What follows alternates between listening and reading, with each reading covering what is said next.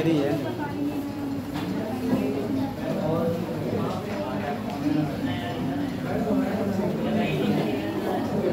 बेटा बोलो मत, किताब निकालो, रिवाइज करो, रिवाइज करो। बातें क्या कर रहे हो?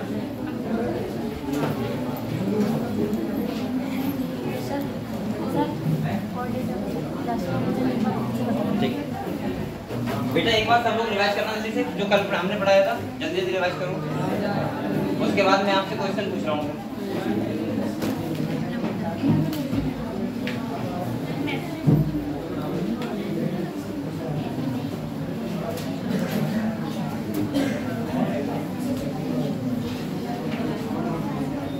बातें कौन कर रहा है? बोलो मत, जल्दी से बेटा रिवीजन कर लो जल्दी से।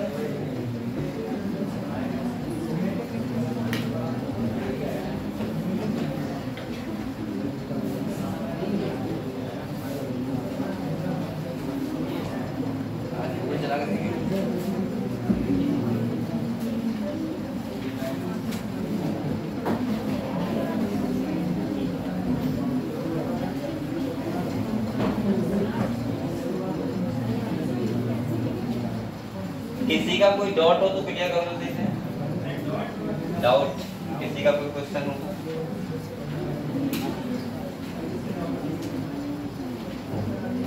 हमारे 2 क्लास बचे थे ना कल, ये फिर चैप्टर खत्म हो जाएगा ना। ठीक है बेटा, हम लोगों ने कहां तक पढ़ लिया था कल? एम्फीबियंस के बारे में पढ़ लिया था ना, इसके बाद रेप्टाइल्स के बारे में पढ़ लिया था। तो आज क्या बचा? एक बचे तुम्हारे पक्षी बचे और मैमल्स बचे ना। अच्छा ठीक है, पहले ये बताओ, मैं एक बार आपको कॉर्डेटा को जो हमने क्लासिफिकेशन किया था एक बार मैं उसको क्लियर कर दे रहा हूँ, ठीक है? सही से सबको आता है? मैं बताओ, पूछूं मैं आप लोगों से। सबसे पहले ये बताओ, कौन बताएगा किसके अंदर कॉन्फिडेंस बताने का? कुछ बच्चे होते हैं नीचे से कर लेते हैं क्या हम देना मुझे, ऐसा होता है?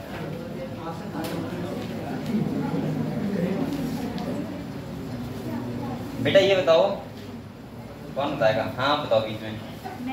हाँ ये बताओ, कॉर्डेटा को कितने पार्ट में डिवाइड किया है? अच्छा ये बताओ, कॉर्डेटा को हम लोग कॉर्डेट जो एनिमल्स रखे हैं कॉर्डेटा में, वो किस बेसिस पे रखे हैं? कोई एक कारण बताओ खाली। क्या हड्डी होती है? कौन सी? अच्छा ठीक है, रीढ़ की हड्डी होती है, ठीक है, नोटोकॉर्ड होती है, ऐसे बोलो। चलो एक कारण इन्होंने बता दिया, दूसरा कारण कौन बताएगा? दूसरा तुम बताओ, तुम्हारा नाम क्या है? हाँ सृष्टि, सृष्टि बताओ दूसरा एक कारण और बताओ कि नोटोकॉर्ड में जो एनिमल्स रखेंगे उनका दूसरा कारण क्या है? कोई एक कैरेक्टर बता दो। मैं नहीं कह रहा हूँ, मैं कह रहा हूँ कॉर्डेटा में जो एनिमल्स रखे हुए हैं उनको, उनके क्या कैरेक्टर है, मतलब किस बेस पे रखा हुआ है? इन्होंने कहा नोटोकॉर्ड होती है, सही बात है। दूसरा आप बताओ, और क्या होता है? प्रेजेंट कल मैंने बताए थे 4-5 कारण बताए थे, टेबल में लिखी थी। हाँ कॉर्डेट और नॉन कॉर्डेट में क्या डिफरेंस होते हैं?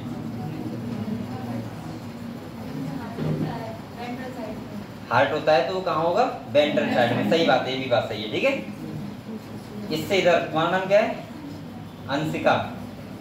तुम बताओ, जो कॉर्डेट होते हैं कॉर्डेट, उसमें पता है हमको 2 पार्ट में डिवाइड मैंने बताया था, इनवर्टिब्रेट और वर्टिब्रेट। तो इनवर्टिब्रेट के 2 सब फाइलम थे, उनके नाम क्या थे? हाँ एक कौन सा था?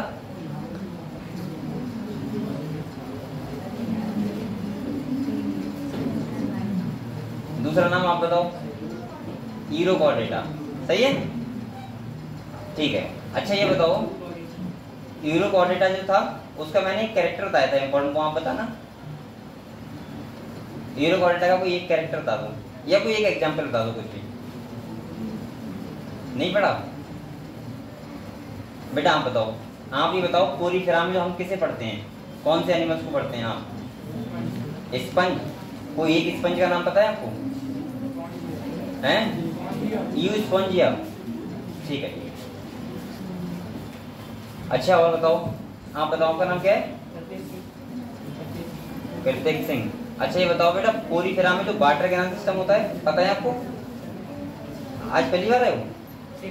सेकंड बार आए हो? तो जल्दी जल्दी अब बेटा सब लोग आया करो। तुम लोग बताओ बेटा, ये बताओ सील एंड ट्रेड्स में जो मैंने एक इंपॉर्टेंट सेल बताई थी उसका नाम क्या था?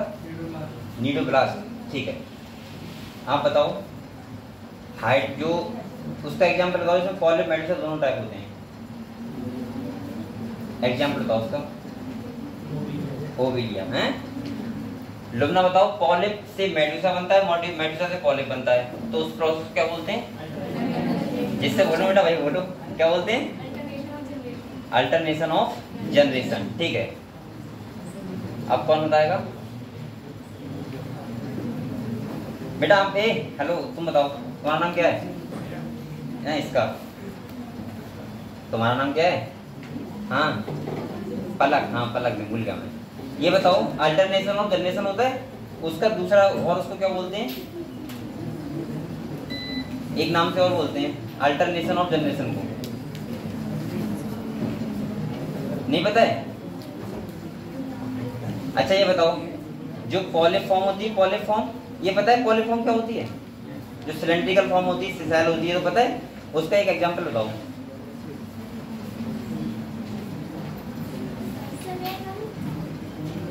हाँ बताओ, नहीं पता है? याद करो, पढ़ाई करो मेहनत से। पीछे तुम मत बेटा, तुम्हारा नाम क्या है? हाँ अयांश, अयान। ठीक है, आप बताओ जो टीनोफोरा होते हैं, टीनोफोर्स, जिसका एग्जांपल क्या था बेटा? फ्लेरोब्रैकिया है, फ्लेरोब्रैकिया। ठीक है, उसमें बताओ एक कैरेक्टर था जो मैंने कहा था सबसे इंपॉर्टेंट कैरेक्टर है, उसका अलग कैरेक्टर है और सब एनिमल से। क्या कैरेक्टर? बायोल्यूमिनेसेंस। ठीक है ठीक है, अब बैठ जाओ। इसके बाद आप बताओ बेटा, पीछे बीच में आपका नाम क्या है? कुशाग्र। आप ये बताओ प्लेटी हेलमिंथेस होते हैं, उनमें एस्क्रीशन कौन सेल के द्वारा होता है? नहीं, गलत।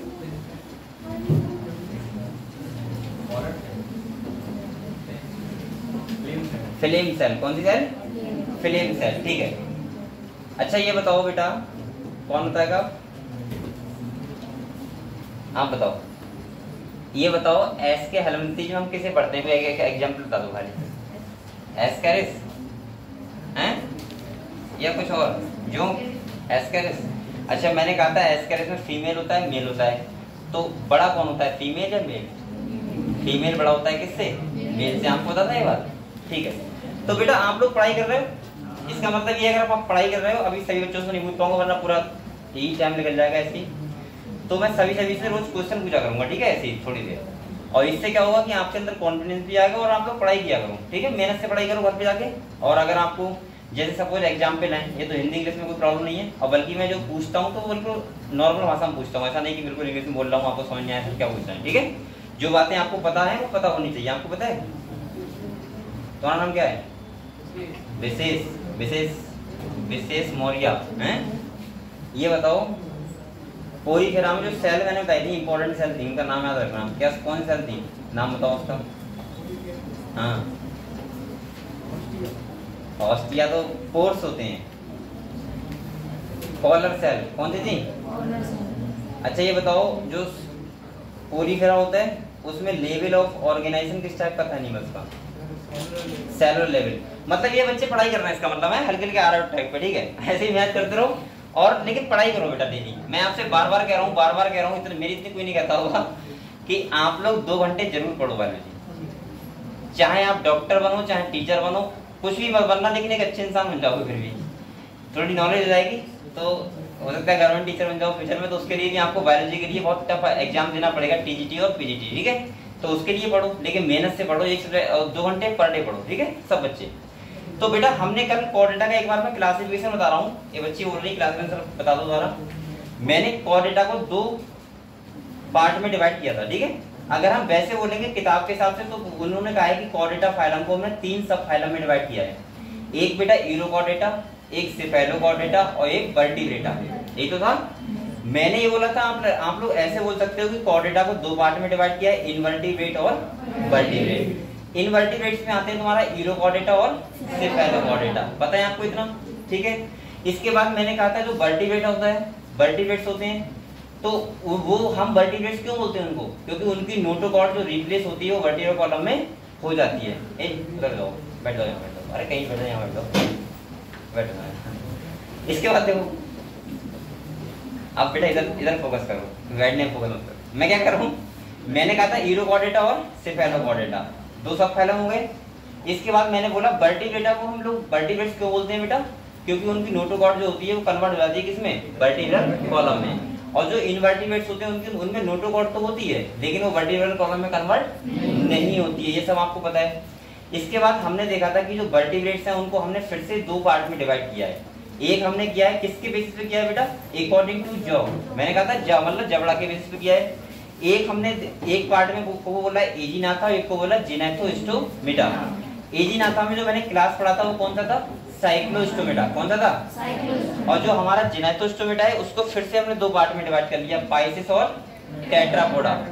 पाइसिस में हम लोग मछलियां पढ़ते हैं, जो हमने कल दो टाइप की पढ़ी थी, एक क्लास था कॉन्डिस्टाइस और एक था ऑस्टिस्टाइस। और इसके बाद बेटा टेट्रापोडा में चार क्लास है तुम्हारा, इसमें एप्स, मैमल्स, रेप्टाइल्स और एम्फीबियंस। ये तुम्हारा पूरा जो है ये पूरा क्या है, कॉर्डेटा का क्लासिफिकेशन है। यानी कि अगर आपको क्लासिफिकेशन बहुत अच्छे से आता है तो मुझे लगता है कि आप 50% क्वेश्चन आराम से सॉल्व कर सकते हो ऐसे ही अनुमान लगा के। और दूसरा क्या है कि आप लोग एग्जाम्पल्स याद कर लेना, ठीक है, एग्जाम्पल्स बहुत इंपॉर्टेंट है यहाँ के। और मुझे लग रहा है एनिमल किंगडम से अभी तक जो बेसिकली क्वेश्चन आए हैं वो या तो एक्सक्रीशन से आया है, जो मैंने पार्ट बताया था सबके सेल बताई थी एक्सक्रीशन किस द्वारा किसमें होता है, और दूसरा जो मेनली आया है वो आया है तुम्हारे एग्जाम्पल से। जैसे आपको पता हो सी कुकुम्बर कौन होता है, आपको पता हो सी फैन कौन होता है, आपको पता हो सी हियर कौन होता है, आपको पता हो सी हॉर्स कौन होता है, ऐसे करके आपको सबके नाम पता हो जो आपके साइंटिफिक नेम होते हैं वो।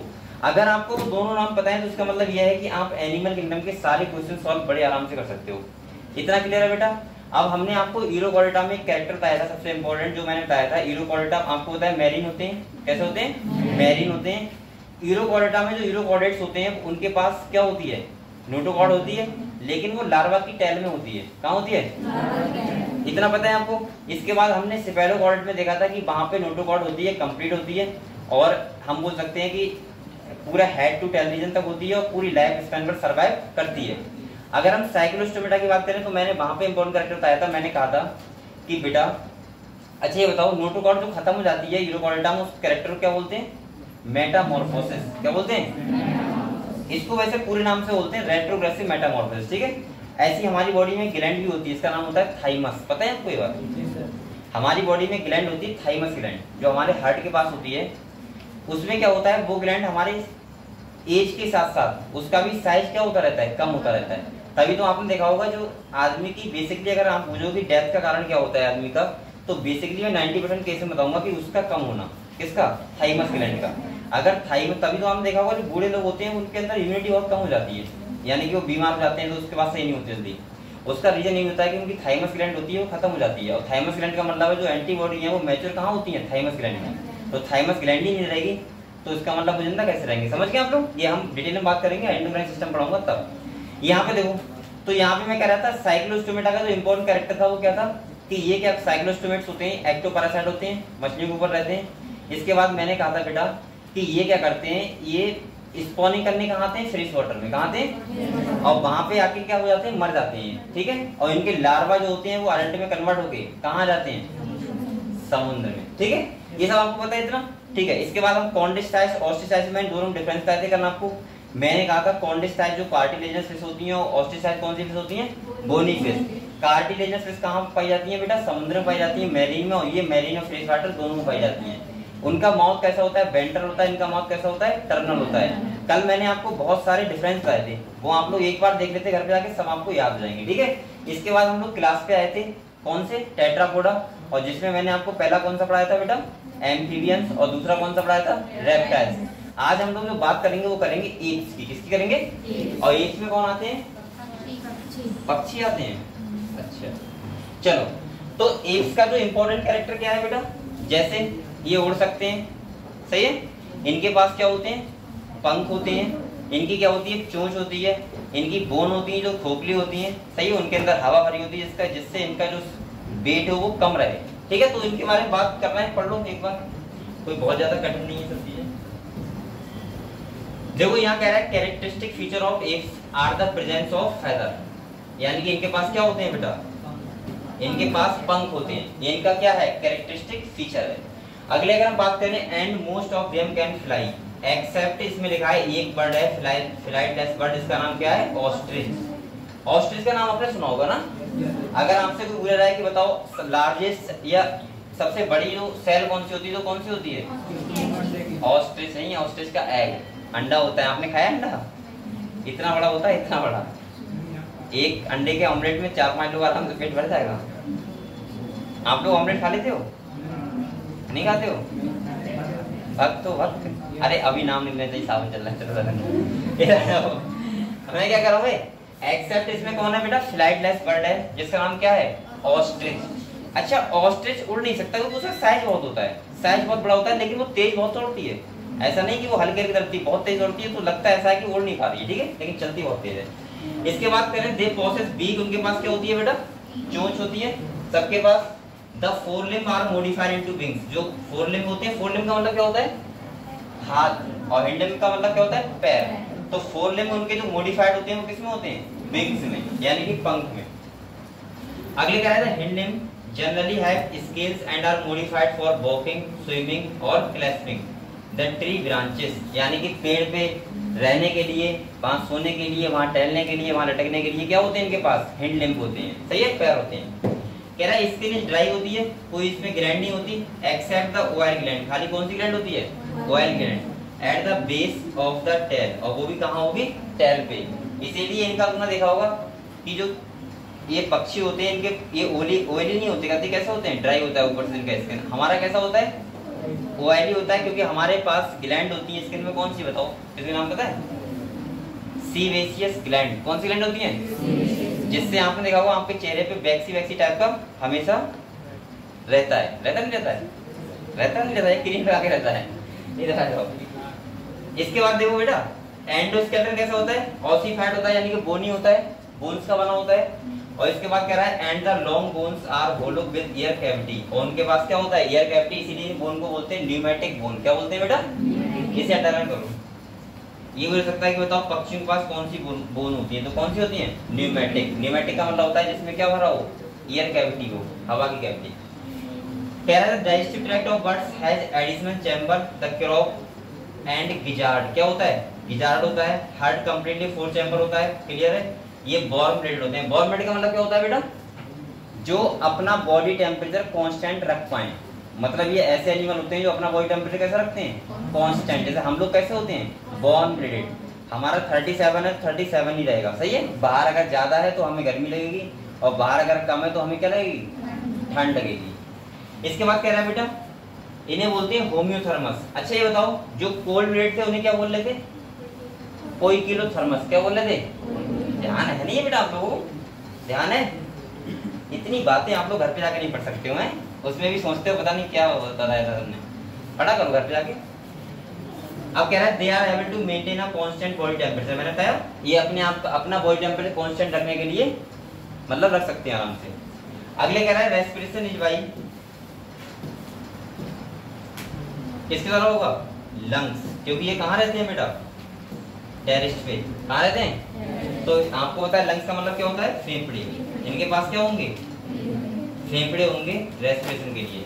इसके बाद कह रहा है air sac connected to lung supplement respiration, sac से जब सेपरेट होते हैं फर्टिलाइजेशन कैसा होगा, इंटरनल, ये तो नॉर्मल बात है।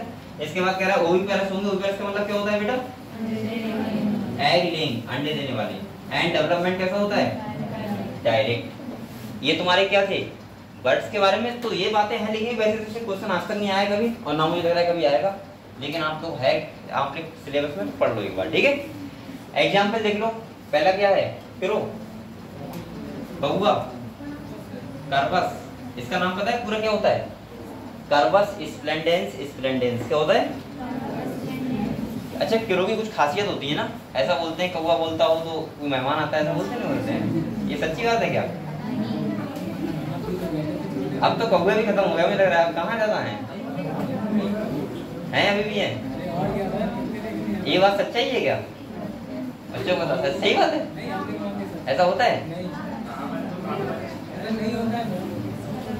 ये पहले की बातें थी, अब तो फोन इतने चल रहा है कि चलेगा घर से तो फोन करेगा, रास्ते में रुकेगा तो फोन करेगा, कुछ खरीदेगा खाने के लिए तो फोन करेगा क्या खरीदना है। इतनी बार तो फोन आते हैं कौवा बेटा, कौवा कहाँ से कहाँ रखेगा।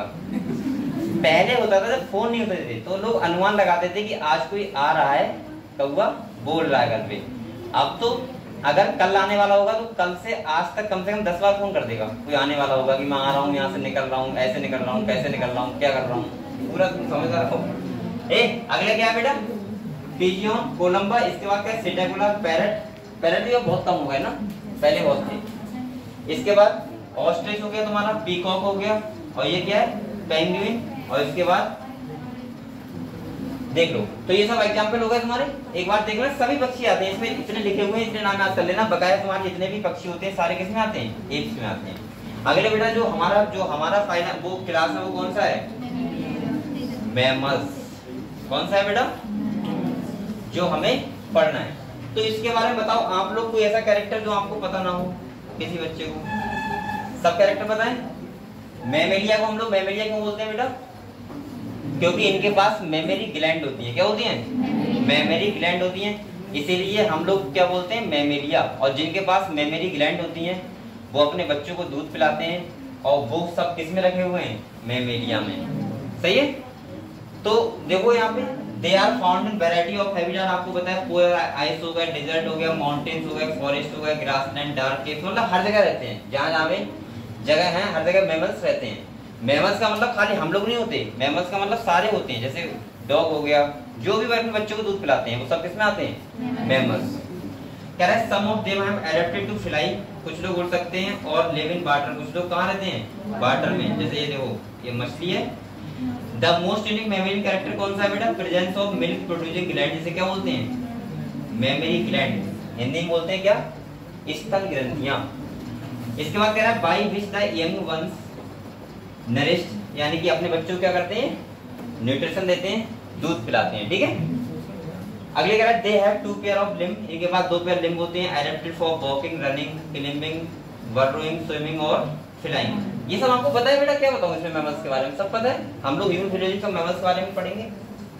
फिर भी देख लो क्या क्या लिखा है। क्या है, mammals is unique in possessing hair. Mammals के पास क्या होते हैं, ईयर होते हैं, ये पता है आपको, एक्सटर्नल ईयर होते हैं, जिसे बोलते हैं ईयर पिन्ना। ये क्या है, ईयर पिन्ना तो है, इसे बोलते हैं ईयर पिन्ना। ठीक है। ये क्या करता है, क्या करता है, कलेक्ट करता है वेव्स, कुछ साउंड वेव होती हैं उनको कलेक्ट करता है। लेकिन फीमेल्स में का काम हुआ होता है। आर प्रेजेंट, ठीक है। Different type of teeth are present in the, जो हमारे टीथ जो होते हैं कितने टाइप के होते हैं पता है आपको, 4 टाइप के होते हैं, इंसीजर, कैनाइन, प्रीमोलर और मोलर। हम लोग इन डिटेल में पढ़ेंगे सब बातें, अभी तो आपको खाली ये नॉर्मली बता रहा हूँ। हार्ट कैसा होता है बेटा, 4 चैम्बर होता है, 2 एट्रियम और 2 वेंट्रिकल। इसके बाद हम लोग होम्योथर्मस होते हैं। होम्योथर्मस का मतलब वार्म ब्रेडेड, हमारा टेम्परेचर क्या रहता है, कांस्टेंट रहता है। रेस्पिरेशन किस द्वारा होता है बेटा, लंग्स के द्वारा होता है। सेक्सेस कैसे होते हैं, सेपरेट, तो पता ही है। फर्टिलाइजेशन कैसा होता है, और हम लोग कैसे होते हैं, baby parents. With few exceptions and development is direct, यानी डेवलपमेंट कैसा होता है। तो ऐसे मानो अपने सारे कैरेक्टर जो भी तुम्हारे अंदर है सारे हम लोग किस में आते हैं, मैमल्स में आते हैं। तो सारे कैरेक्टर हमारी वाले यहाँ पे रखे हुए हैं। ठीक है। एग्जाम्पल देख लो, जैसे ओविपेरस का एग्जाम्पल यहाँ पे क्या कह रहा है, प्लेटिपस हो गया। विविपेरस का क्या बता रहा है, कंगारू, फ्लाइंग फॉक्स, कैमेल हो गया। अरे जितने भी हैं जो भी हैं मैमल्स सब उनके नाम लिखे हुए हैं। ठीक है, आप लोग एक बार याद कर लेना। तो ये तुम्हारा क्या था बेटा, चैप्टर था कौन सा, एनिमल किंगडम। अब आप लोग कॉपी निकालो, कुछ यूनिक कैरेक्टर लिख लो जो मैं लिखूं बेटा। इस चैप्टर में आप लिखते लिखते एक बार देखो कि आपको कोई डाउट तो नहीं है, मुझे बताओ।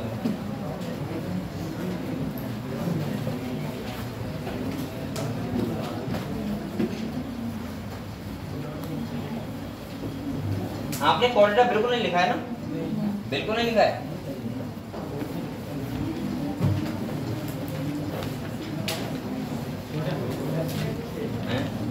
अबे रुको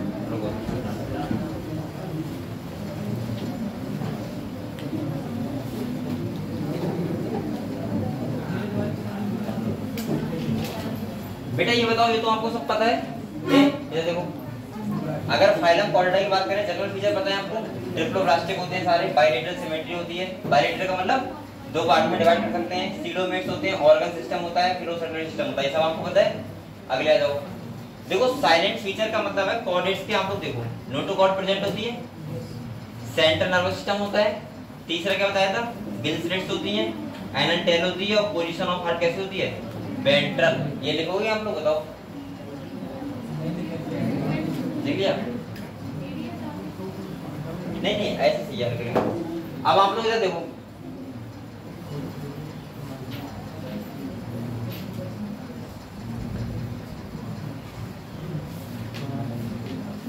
आप लोग बेटा एक बात देखो, आप लोग सबसे पहले ऐसा करो, क्लासिफिकेशन ऑफ कॉर्डेट डालो, क्लासिफिकेशन ऑफ कॉर्डेट्स।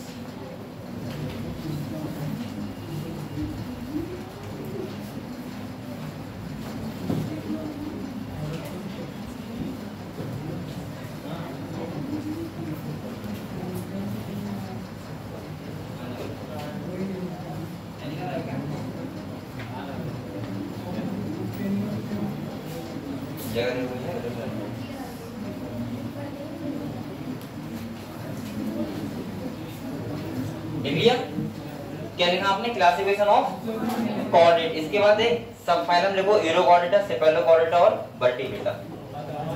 लिखो एरोकॉर्डेटा, सेफेलोकॉर्डेटा और वर्टिब्रेटा लिखो।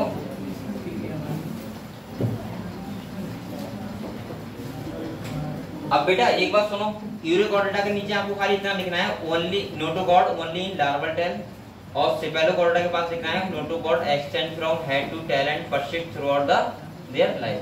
ये लिखना है, ठीक है, इतना लिखो। और वर्टिब्रेटा के नीचे लिखना है आपको present notochord present in embryonic stage and is replaced bye vertebral column. तीनों का ये वाला कैरेक्टर लिख लो वाली बस, सही है, नीचे एक एक।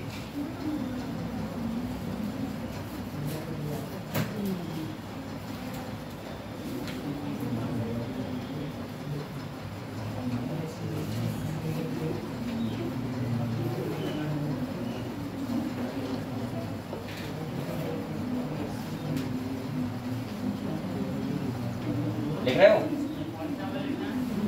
बेटा? यूरोकॉर्डेटा के नीचे लिखो notochord only in larval tail, ये बात सुन लो। सेफेलोकॉर्डेटा के नीचे लिखो notochord extend from head to tail, ठीक है, ये वाला। और वर्टिब्रेटा के नीचे लिखो notochord present in embryonic stage and is replaced by cartilaginous या बोनी वर्टिब्रल कॉलम। ये लिखना है। ये तीनों पॉइंट्स जो है यूनिक फीचर है आपके, जो आपको पता होना चाहिए।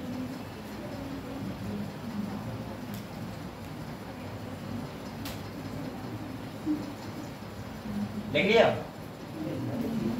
अभी कहाँ लिखिए?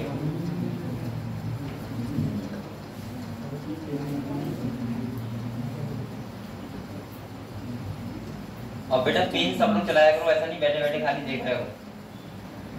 चैन रख कॉपी पे, लिखा करो, कुछ ना कुछ लिखा करो। आप लोग क्यों डरते हो इतना ज्यादा लिखने से? हैं? क्या कर रहे हो?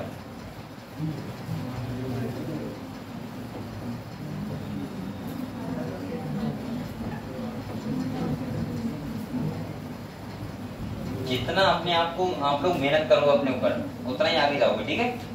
तो आप जिस कोशिश किया करो कि हम कितनी मेहनत कर रहे हैं, पता नहीं कहाँ पे मेहनत करते हो आप लोग।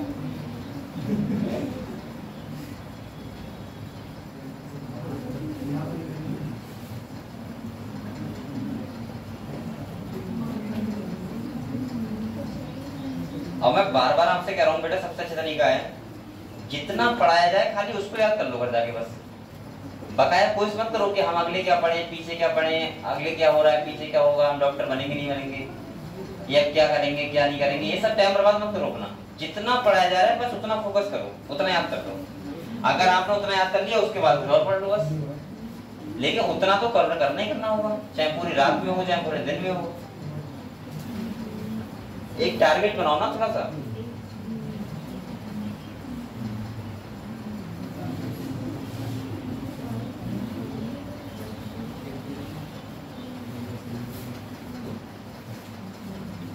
तुम्हारे नोट्स बने हुए तुमने किया?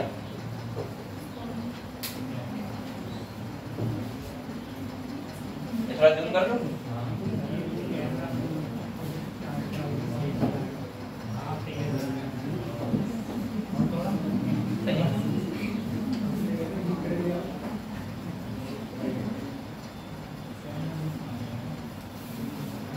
आप लोग अगर जैसे जैसे कि जिसके नोट्स बने हुए हैं वो एक बात और ध्यान रखा करो, अगर मैं ये चीजें दिखा रहा हूँ तो इसका मतलब ये है कि आप लोग एनसीईआरटी लेके बार बार रिवाइज करो उसे कि क्या क्या सर बता रहे हैं, और उसको बिल्कुल कभी माइंड में छाप लो, ठीक है।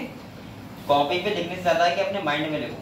अब आप कॉपी पे लिखने वाले नहीं रहे बच्चे, आपको पता है कॉपी पे कब लिखवाते हैं, जैसे आपने कहा छोटे बच्चे होते हैं उन्हें पेंसिल से लिखवाया जाता है, क्यों लिखवाया जाता है पता है सर रीजन क्या है, जिससे वो अपनी गलती को सुधार सकें और रबड़ से मिटा के फिर से लिख सकें। अब आप लोगों को पेन कब दिया गया, जब आप समझदार हो गए। अब आप लोगों से मैं कह रहा हूँ कॉपी पे भी मन लिखो जाता, मतलब लिखवाना पड़ रहा है मुझे थोड़ा सा कि मुझे लग रहा है बच्चों को लगे कि यहाँ थोड़ा नोट साथ में बन रहे हैं, लेकिन आपको अब तो ऐसा होना चाहिए कि आप लोग यहाँ की चीजें यही याद कर लो, उसको जरूरत ही ना पड़े घर जाके, और पढ़े तो थोड़ी बहुत बस। एक टाइम टेबल बनाओ पढ़ने वाला अच्छा सा, और बेटा 2 साल अपने ऊपर मेहनत कर लो, सफल हो जाओगे।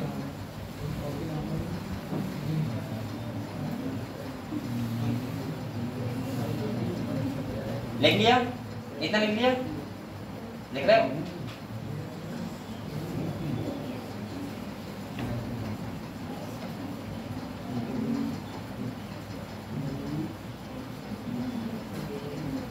मुरलीधर तुम नहीं लिख रहे हो,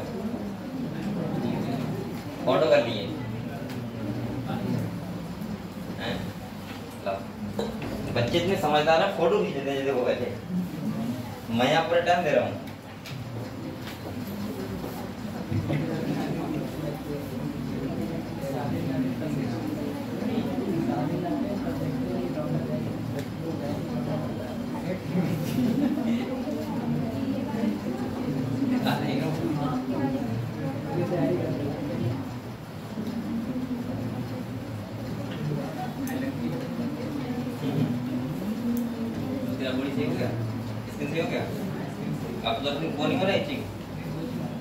बेटे लिख लिया इतना, बताओ लिख लिया इतना, सबने लिख लिया, कोई बचा तो नहीं है?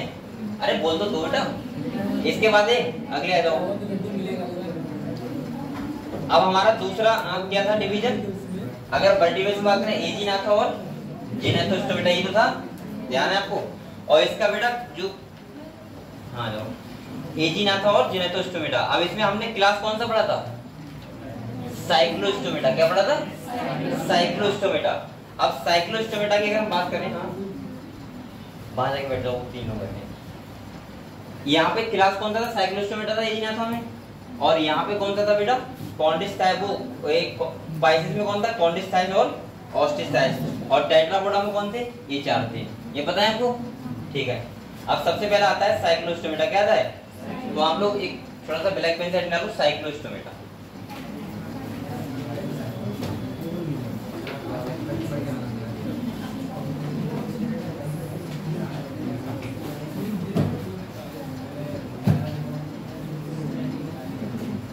यहाँ पे आपको लगभग सब पता है, खाली ये कैरेक्टर लिख लो इसके नीचे, ये वाला लिख लो, migrate to fresh water for spawning after spawning adult die within few days. पहले लोगों साइक्लोस्टोमेटा, इसके बाद ये लिख लो, ये वाला कैरेक्टर उसके नीचे, माइग्रेट टू फ्रेश वाटर, ये वाला साइक्लोस्टोमेटा के नीचे, ठीक है। ये मैं इतने सिंपल नोट्स बनवा रहा हूँ, ये मत कहना कि मैं सब कुछ लिखवा रहा हूँ, कुछ नहीं लिखवा रहा हूँ बेटा, खाली एक इंपॉर्टेंट लाइन लिखवा रहा हूँ, खाली ये और ये बेटा इतना लिखवा रहा हूँ खाली में कि इतना तो आपको आना ही चाहिए। अगर कोई आपसे साइक्लोस्टोमेटा के बारे में पूछे तो आपको इतना पता होना चाहिए, ठीक है। और वो भी अगर याद नहीं कर पा रहे तो क्या फायदा है।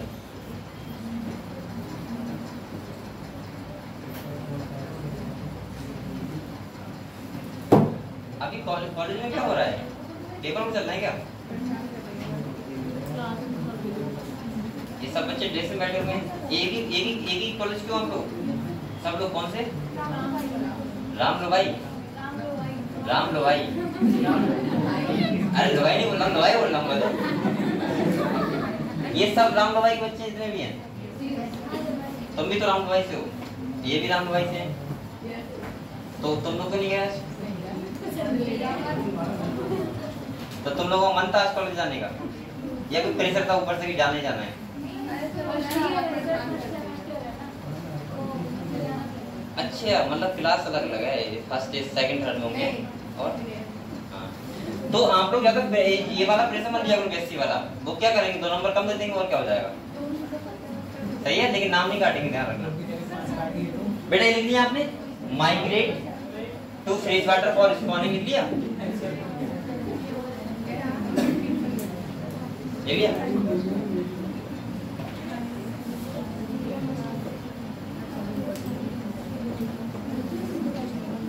आगे बढ़े। अब इधर आओ, बोलो मत बेटा, बोलोगे तो अच्छा नहीं लगेगा।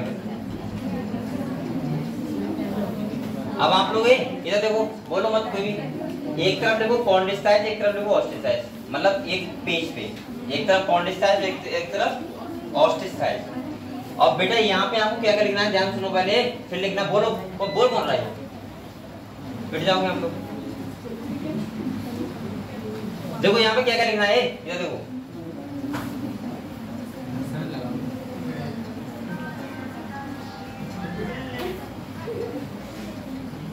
यहाँ पे देखो, फर्स्ट आपको लिखना है ये वाला हैबिटेट, सुन लो, एक तरफ कॉन्डिस्टाइज एक तरफ ऑस्टिसाइज, ये लिखना है।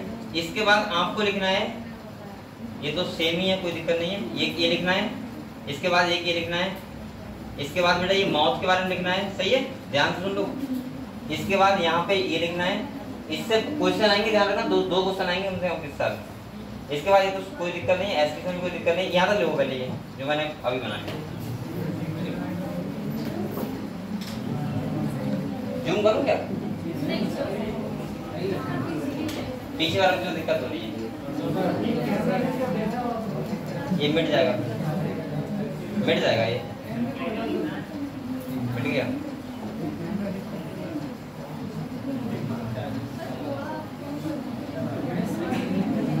सही है, देखो ये कौन सा है, कॉन्डिस्टाइज, वो कौन सा है, ऑस्टिसाइज। पहले वो लिखो, ये नीचे करो बेटा, कॉपी में एक तरफ लिखो कॉन्डिस्टाइज, एक तरफ लिखो ऑस्टिसाइज, और उसके नीचे कैरेक्टर लिखो। ये वाला बताया मैंने जो डिफरेंस है दोनों में, वो लिखो, सेम है वो रहने दो।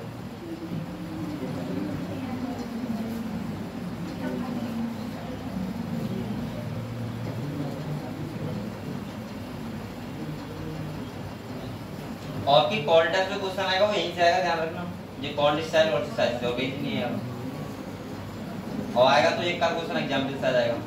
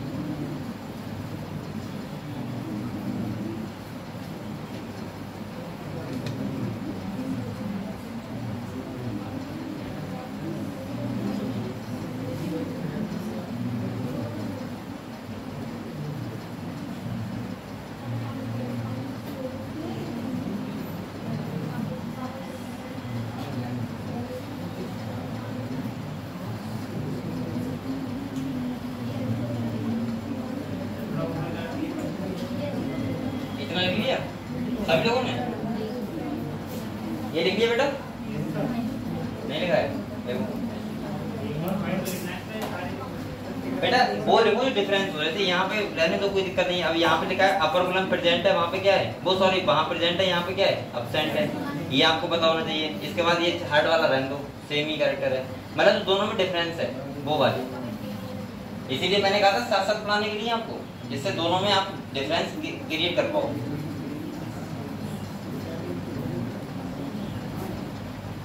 और लिख रहा है फिर याद भी करना है घर जाके, ठीक है।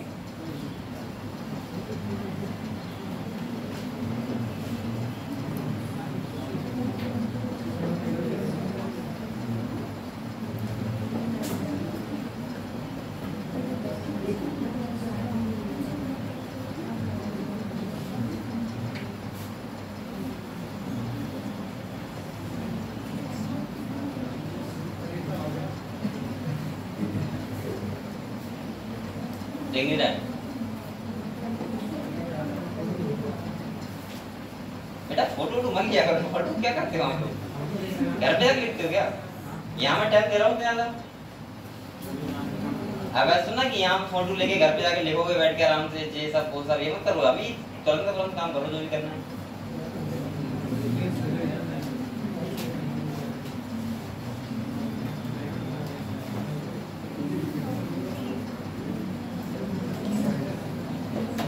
इतना लिख लिया, देखो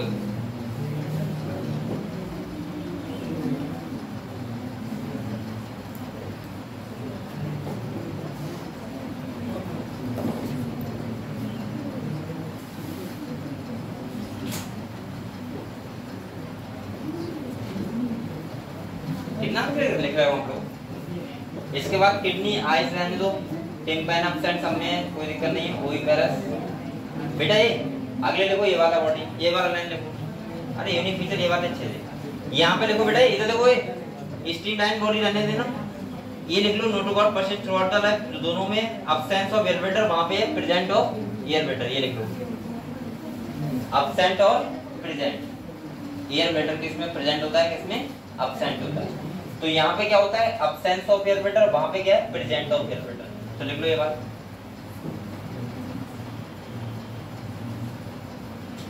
और ये कल मैं डिफरेंस यहाँ पे सुनूंगा बेटा, ध्यान रखना। और जिस बच्चे को नहीं पता लिखे तो मुर्गा बनेगा। मुर्गा नहीं, सावन चलना है बेटा, सावन चलना है कितने भी, लेकिन आप तो पढ़ाई करो।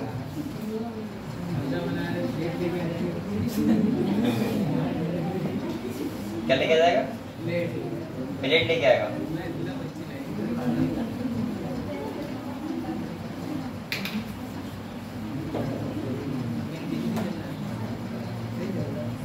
ये लिख दिया बेटा एलिवेटर, तो लिख दिया होगा, बहुत टाइम दे रहा हूँ। अभी तक क्या है पूरा मत लिखो, खाली ये लिखो एब्सेंस ऑफ एलिवेटर, उधर लिखो प्रेजेंट ऑफ एलिवेटर, इतना ध्यान रहे, ठीक है।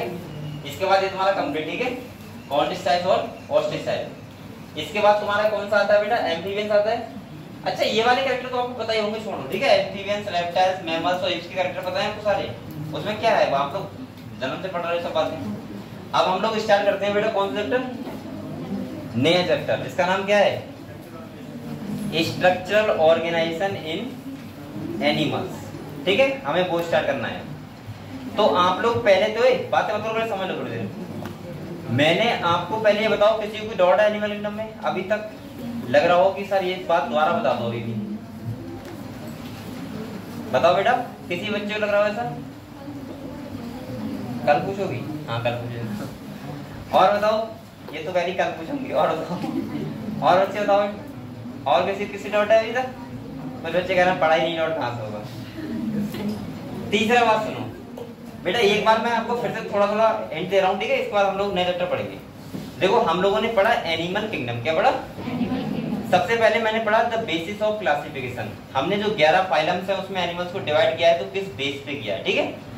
हमने देखा था लेवल ऑफ ऑर्गेनाइजेशन, हमने देखा था डाइजेस्टिव सिस्टम, हमने देखा था रेस्पिरेटरी सिस्टम, हमने देखा था सर्कुलेटरी सिस्टम, ये सब देखे थे, सिस्टम देखे थे। इसके बाद हमने सिमेट्री देखी थी, इसके बाद हमने डिप्लोब्लास्टिक देखा था, इसके बाद हमने सीलोम देखी थी कि 3 टाइप के होते हैं, सीलोमेट, एसिलोमेट और सीडोसीलोमेट, ये सब देखा था। इसके बाद हमने नोटोकॉर्ड देखी थी, क्या देखी थी? और इसके बाद बेटा सेगमेंटेशन हमने देखा था, ये सब चीजें देखी थी हमने, ठीक है। बेसिस ऑफ क्लासिफिकेशन में आपको पता है। इसके बाद मैंने 11 फाइलम्स के बारे में आपको पढ़ाया। जैसे मैंने कहा था, आप लोग एक काम करना बेटा, पहली बात फाइलम्स को सीक्वेंस में याद करना। दूसरी बात, हर फाइलम का आपको एक एनिमल्स का एग्जाम्पल करके रटा हुआ होना चाहिए। जैसे अगर मैं पूरी फेरा की बात करूं तो आपके माइंड में तुरंत आ जाए स्पंज की बात, ठीक है। सीडेंटेड की बात करूं तो हाइड्रा, अगर हम टीनोफोरा की बात करें तो प्लेरोब्रैकिया, अगर प्लेटीहेल्मिंथेस की बात करें तो फ्लैटवर्म, एस्केल्मिंथेस की बात करें तो एस्केरिस, और इसके बाद तुम्हारा कौन है, एनिलिडा। अगर उसकी बात करें तो जोंक, सही है। आर्थ्रोपोडा इंसेक्ट, मोलस्का पाइला, ध्यान रहेगा। इसके बाद मोलस्का के बाद इकानोडर्मेटा में स्टारफिश और हेमिकोरेटा में बेलेनोग्लोसस, और कोरेटा में तो हम सब लोग हैं। ऐसे आपको बताइए आपके ब्रेन में ऐसे करके होना चाहिए फिट। दूसरा बात क्या है कि मैंने आपको हर फाइलम के दो दो लगाओ में यूनिक कैरेक्टर लिखवाए। यूनिक का मतलब जानते हो, जो हर कैरेक्टर से, हर फाइलम से उसका अलग कैरेक्टर होता है, वो भी आपको पता होना चाहिए। तीसरी बात, आपको सभी फाइलम के बेटा एग्जाम्पल्स याद होनी चाहिए। एग्जाम्पल्स का सबसे अच्छा तरीका मैंने बताया था कि आप लोग क्या करो, कुछ मत करो, डायग्राम बनाओ, वो सॉरी डायग्राम नहीं, चार्ट बनाओ, उस पे स्केल लाके लिख लो आराम से और सामने लगा दो। जब भी आप बैठो कुर्सी पे तो वहां पे सामने देखो, अपने आप याद हो जाएंगे, ठीक है। लेकिन आप लोग क्या देखते हो, फोन ही देखते हो, खाली जो कुर्सी पे बैठते हो। पढ़ाई के टाइम पे बोल रहा हूँ, फोन एक साइड में रख के तब देखा करो, ठीक है। उस साइड नहीं, किताब वो सॉरी चार्ट वाली साइड, ठीक है। तो आप लोग क्या करना है, ये सब आपको करना है बेटा। वो हल्के हल्के आपकी जितने भी डॉट बायोलॉजी में होंगे वो हल्के हल्के कवर होते रहेंगे। जैसे आपको ये एनिमल स्टार्ट याद हो गया, इसके बाद जब मैं आपको मॉर्फोलॉजी पढ़ाऊंगा वहां पे भी बहुत एग्जाम्पल है प्लांट्स के, वो आपको बनाने हैं पूरा, ठीक है। ये सब हल्के हल्के करके आपको आने वाले टाइम में सारे एग्जाम्पल्स भी क्लियर हो जाएंगे, और जहां जहां आपकी कोई प्रॉब्लम होगी वो भी सारी क्या हो जाएंगी, क्लियर। तो इसके बाद जो आपका चैप्टर है सेकंड यूनिट का फर्स्ट चैप्टर, वो तो है मॉर्फोलॉजी, क्या है। लेकिन आपकी जो सिलेबस आया बेटा वो पढ़ाना ऐसा पढ़ रहा है कि मतलब वो ऊपर से ही आया सब कुछ कि किसके बाद क्या पढ़ाना है, ठीक है। तो उसमें जो लिखा हुआ है, जो आज का चैप्टर है वो है स्ट्रक्चरल ऑर्गेनाइजेशन इन एनिमल्स। तो आप लोग किताब में निकालो बेटा स्ट्रक्चरल ऑर्गेनाइजेशन इन एनिमल्स, जो हम चैप्टर स्टार्ट करते हैं। एक काम और करना, इधर देखो, पहले आप लोगों को एक काम करना है, खाली जितना भी मैंने आज पढ़ाया या इन्होंने पढ़ा एक बार रिवाइज करना पूरा, और आप लोग लगभग में 100 क्वेश्चन लगा लेना, ठीक है। कितने क्वेश्चन, 100 क्वेश्चन। कहाँ से लगाओगे, कुछ है आपके पास है कितने बच्चों के पास क्वेश्चन बुक है, हाथ खड़ा करना। और बकाया क्या करते तुम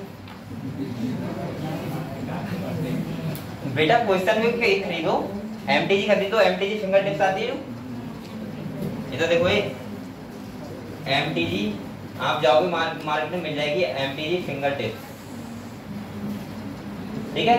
बायोलॉजी की ले लेना, और ये क्वेश्चन लगा लेना, इतने क्वेश्चन सफिशिएंट है आपके लिए। और आराम से लगा के आप लोग हर चैप्टर को तैयार करो बारी बारी से, ठीक है, क्वेश्चन लगा के। और बेटा ये सभी लोग खरीद लो। आप लोग किताबें खरीदने को डरते हो, मैं बार बार बता दूंगा, बाद में काम में आएंगी, अभी तुम्हारे काम में आने बाद फिर और किसी काम में आएंगी। तो इसीलिए किताबें आप लोग खरीदते रहो। आप लोग जूते खरीद लाओगे, सैंडल खरीद लाओगे, हैं, कपड़े खरीद लोगे 2-3 जोड़ी, लेकिन बाल हमेशा कटने चाहिए, लेकिन किताबें नहीं खरीदनी चाहिए। किताबें खरीदा करो बेटा, पढ़ने वाले स्टूडेंट। तो हम लोगों ने ये चैप्टर पढ़ लिया एनिमल ना, अब हम लोग चैप्टर पढ़ेंगे, वो कौन सा पढ़ेंगे, स्ट्रक्चरल ऑर्गेनाइजेशन इन एनिमल्स। तो आप लोग चैप्टर निकालो बेटा एनसीईआरटी में।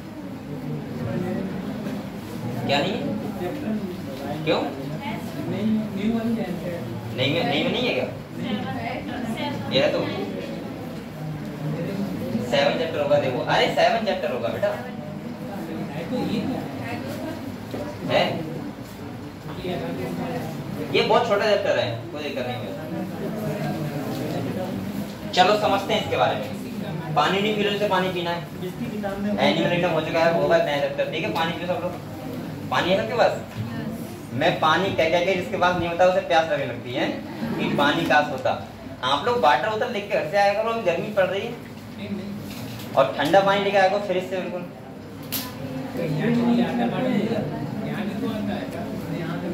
तो बेटा ये वाटर बोतल लेके कहाँ आते हैं, चलो ठीक है। पानी पी लिया आप लोगों ने। पहले ये बताओ बेटा, बोलो मत आप लोग, अब साइलेंटली बैठ जाओ, पी लो, बताओ, मैं भी पी लूँ।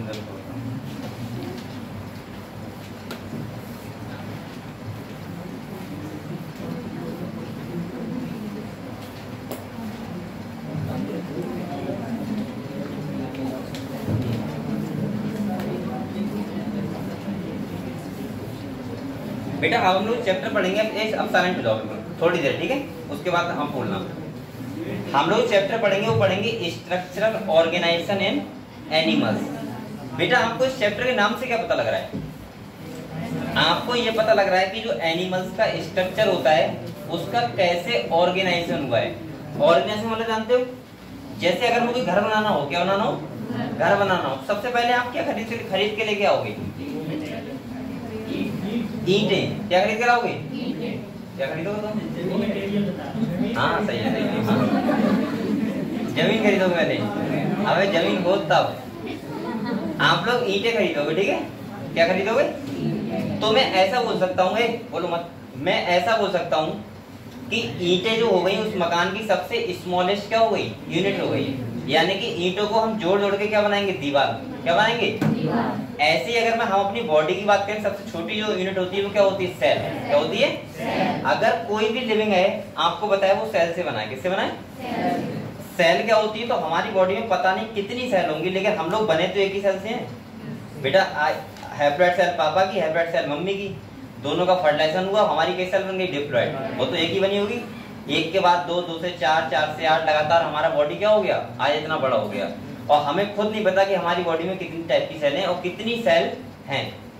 इसके बाद अगर हम बात करें, जैसे हमने ईंटों को पास पास लगा के क्या बना दिया, दीवार। क्या बना दिया, एक बच्चा मुझसे बोला सर नींव तो भरेंगे, तो मैंने कहा नींव तो भरते रहना, बाद में पहले पढ़ ले।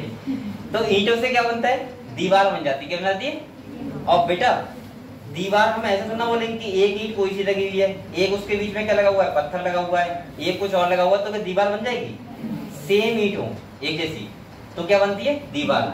ऐसी बेटा सेम कोशिकाएं होती हैं, यानी कि जब कुछ सेम फंक्शन करो एक साथ हो तो वो क्या बनाती है, ऊतक। क्या बनता है, जैसे बोलते हैं टिश्यू। क्या बोलते हैं, ऐसे ही आपकी दीवारें जब बेटा एक साथ लग जाती है तो क्या बन जाता है, रूम नहीं बन जाता, एक कमरा, कमरा बन जाता है।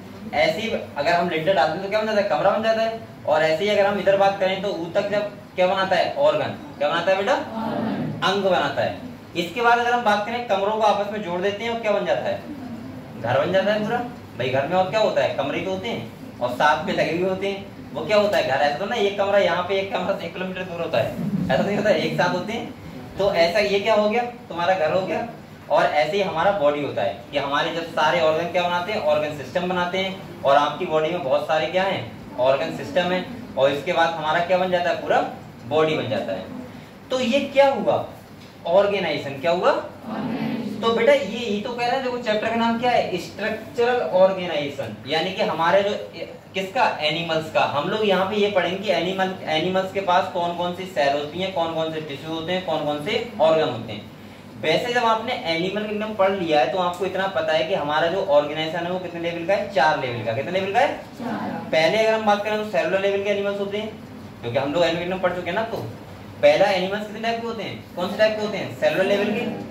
कुछ कैसे होते हैं, टिश्यू लेवल के, कुछ होते हैं ऑर्गन लेवल के, और बाद में सब कौन से होते हैं, ऑर्गन सिस्टम लेवल। हमारा अगर हम बात करें तो कौन सा होता है, ऑर्गन सिस्टम लेवल। ये सब आपको पता है, पता है इतना। तो कुछ इसकी लाइनें पढ़ते हैं। जैसे अगर हम बात करें तो आपका बॉडी सेल से बना, स्मॉलेस्ट यूनिट क्या है, सेल है। सेल आपस में मिले तो क्या बन गया, टिश्यू बन गया। टिश्यू मिला आपस में तो क्या बन गया, टिश्यू सिस्टम बन गया। इसके बाद ऑर्गन बन गया, ऑर्गन सिस्टम बन गया। उसके बाद पूरी क्या बन गई, बॉडी बन गई। तो ऐसे हमारा क्या हुआ है, पूरा ऑर्गेनाइजेशन हुआ है। क्या हुआ है, तो वैसा ही हम यहाँ पे देखते हैं क्या ये बता रही है। तो देखो ये क्या किताब कह रही है,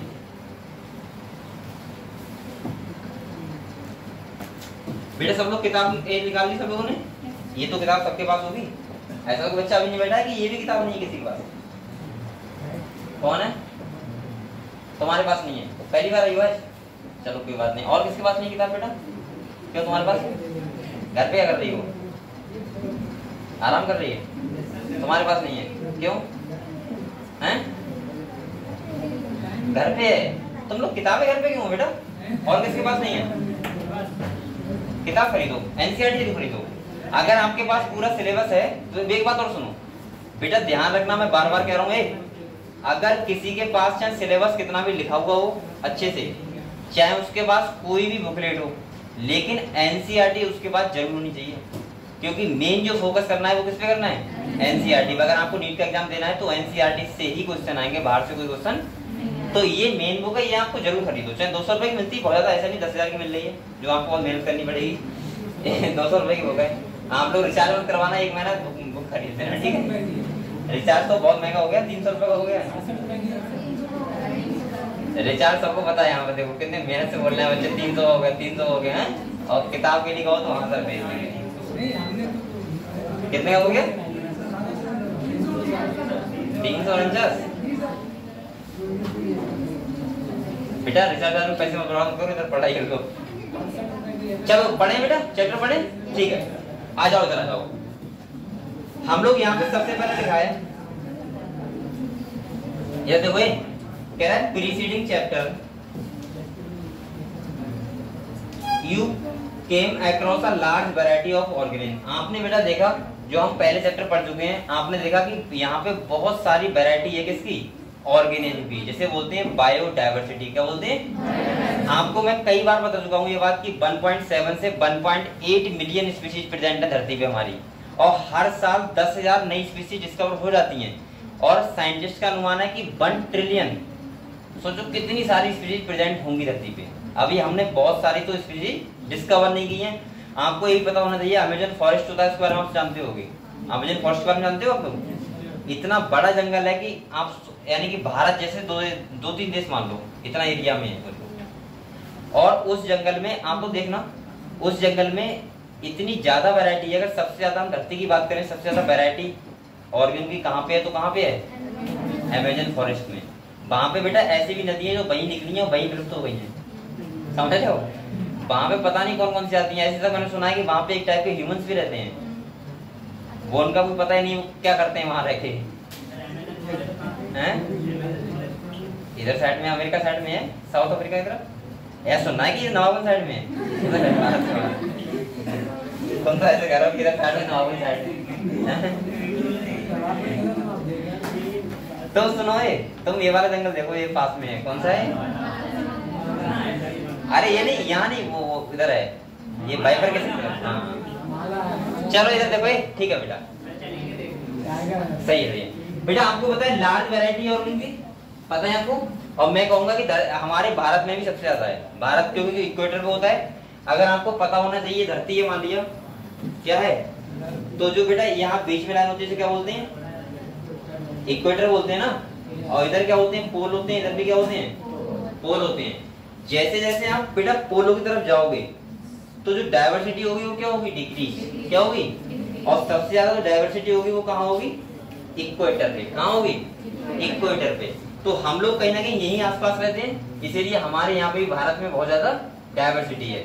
आप लोग अगर पोलो पे जाओगे ना, कभी पोलो पे, तो वहां पे आपको मुश्किल से बहुत कम डायवर्सिटी मिलेगी, आपको कोई स्पीशीज मिलेगी नहीं। आपको लगेगा यहाँ तो खाली एक ही टाइप के प्लांट है। और यहाँ पे हमारे यहाँ देखो कितना ज्यादा अच्छा लगता है कि बहुत सारे प्लांट्स भी हैं, बहुत सारे एनिमल्स भी हैं। ये कह रहा है, देखो आपको पता है वैरायटी ऑफ ऑर्गेनिज्म। दूसरी बात कह रहा है बेटा बोथ यूनिसेलुलर एंड यूनिसेलुलर का मतलब मैंने क्या बताया था? सिंगल सेल, यानी कि जो एक कोशिकीय होते हैं जिनका पूरा बॉडी का फंक्शन खाली सिंगल सेल करती है। जैसे तुम्हारा बैक्टीरिया हो गया, यानी कि मोनेरा किंगडम और प्रोटिस्टा किंगडम। अब आपको पता होना चाहिए सब बातें। अब मैं बोलूंगा नहीं मोनेरा में कौन आता है, बैक्टीरिया, बीजीए, माइकोप्लाज्मा। इसके बाद अगर हम बात करें प्रोटिस्टा में कौन आता है, desmid, diatoms, gonyaulax, euglena, amoeba, paramecium, spore, जो जितने भी होते हैं वो सब कौन होते हैं? यूनिसेलुलर। यूनिसेलुलर का मतलब होता है सिंगल सेल, यानी कि एनिमल किससे बना है? सिंगल सेल से। हम लोग होते हैं कैसे होते हैं? मल्टी सेलुलर, जो फंगस से लेके किस तक? एनिमलिया तक, सब कैसे होते हैं? Multi cellular. तो यहाँ देखो लिखा है unicellular multicellular of the animal kingdom. आप लोग ये बात पढ़ चुके हो, ठीक है। अगले कह रहा है in unicellular organism all function like digestion हो गया, रेस्पिरेशन हो गया, रिप्रोडक्शन हो गया, are perform by a single cell. यानी कि बेटा आपको पता है कि हम लोगों में देखो सब कुछ अलग अलग होता है। डाइजेस्टिव सिस्टम हमारा अलग है, रेस्पिरेटरी सिस्टम हमारा अलग है, और हमारा अगर हम बात करें एक्सक्रीटरी सिस्टम क्या है? अलग है, ब्लड सर्कुलेटरी सिस्टम अलग है। लेकिन अगर सिंगल सेल एनिमल है तो उसका सारे काम कौन करेगा? एक ही सेल करेगा। अब बैक्टीरिया है उसके अंदर एक ही सेल है, तो सारा सेल क्या करेगा? एक ही काम करेगा, वो एक ही सेल सारा काम करेगा। अगले कह रहा है in the complex body of multicellular और animals the same basic function are carried out by different group of cell. यानी कि कहना चाह रहा है कि अलग अलग फंक्शन जो होता है हमारी बॉडी में वो अलग अलग टाइप के सेल, अलग अलग टाइप के ऑर्गन, अलग टाइप के टिश्यू करते हैं। अगर हम अगली बात करें इन अ वेल ऑर्गेनाइज्ड मैनर, यानी कि कैसे होते हैं? बहुत ऑर्गेनाइज्ड मैनर में है ना। जैसे अगर हम बात करें बेटा देखो, अगर डाइजेस्टिव सिस्टम की बात करेंगे तो हमारा क्या आएगी? एलिमेंट्री कैनाल आएगी, हमारी आरनाल आएगी, माउथ आएगा, डाइजेस्टिव ग्लैंड्स आएंगी, स्टमक आएगा, इसके बाद तुम्हारा लीवर आएगा, पैनक्रियास आएगा। ये सब किस में इन्वॉल्व होंगे? डाइजेस्टिव सिस्टम में। अगर हम रेस्पिरेशन की बात करें तुम्हारा ट्रैकिया आएगा, इसके बाद तुम्हारे लंग्स आएंगे, सब आएगा। अगर हम सर्कुलेटरी सिस्टम की बात करें तो हमारा हार्ट आ जाएगा, आर्टरी आ जाएंगी, वेन्स आ जाएंगी। तो ये सब क्या है, बहुत ऑर्गेनाइज मैनर में एक हमारा बॉडी बना हुआ है। अगले कह रहा है बेटा the body of a simple organism like hydra. अब ये किसकी बात कर रहा है, बताओ कौन से फाइलम में पढ़ा हमने? अब तो ये बात बता दो, सीलेट टेस्ट में कौन किसे पढ़ा था? हाइड्रा। कह रहा है is made of different type of cell and the number of cell in each type can be 1000। ये कहना चाह रहा है कि एक हाइड्रा जो होता है वो भी बहुत सारी सेलों से मिलके बना होता है। क्यों? क्योंकि बेटा मल्टी सेलुलर है ना वो, तो मल्टी सेलुलर होगा, बहुत सारी सेलों से मिलकर बना ही होगा हाइड्रा। अगले कह रहा था human body is composed of billions of cell to perform various function. और हमारी बॉडी में कितनी सेल हैं? बिलियंस ऑफ सेल हैं, हम काउंट ही नहीं कर सकते कितनी सेल हैं। और वो क्या कर रही हैं? बहुत सारे फंक्शन कर रही हैं। ठीक है, how do these cell in the body work together? बात सही है, टुगेदर ही साथ मिलकर ही काम करेंगे। As you have already done your earlier classes in multicellular animals a group of similar cell along with intercellular substance perform a specific function such an organisation is called tissue. मैं आपको बहुत बार बता चुका हूं, जब कोई सेल हो उनका ओरिजिन सेम हो और उनका फंक्शन भी सेम हो, क्या हो? फंक्शन भी सेम हो, वो पास पास हो, तो वो क्या बनाती हैं? टिश्यू। टिश्यू बेटा कभी ऐसे मत बोलना कि सेल आपस में मिलकर टिश्यू बनाती है, नहीं, सेम सेल हो, उनका ओरिजिन भी सेम हो, फंक्शन भी क्या हो? सेम, तब वो क्या बनाती हैं? टिश्यू। तो आपको पता है बेटा यहाँ पे क्या बनता है? टिश्यू। अगर हम टिश्यू की बात करें तो आपके पास 4 टाइप के टिश्यू होते हैं। कितने टाइप होते हैं? अच्छा, अगर प्लांट की बात करें तो उनकी हम अलग बात करेंगे, तो उनके पास अलग टाइप के टिश्यू होते हैं, लेकिन हमारे पास अलग टाइप के होते हैं। अगर हम अपनी बात करें तो बेटा 4 टाइप कौन कौन से होते हैं पता है आपको? पहला जो होता है तुम्हारा वो होता है एपिथेलियल टिश्यू। कौन सा होता है? दूसरा कौन सा होता है बेटा? Connective tissue. कौन सा होता है? तीसरा अगर हम बात करें तो कौन सा होता है? Muscular tissue. और बेटा चौथा अगर हम बात करें तो कौन सा होता है? Neural tissue. कौन सा होता है?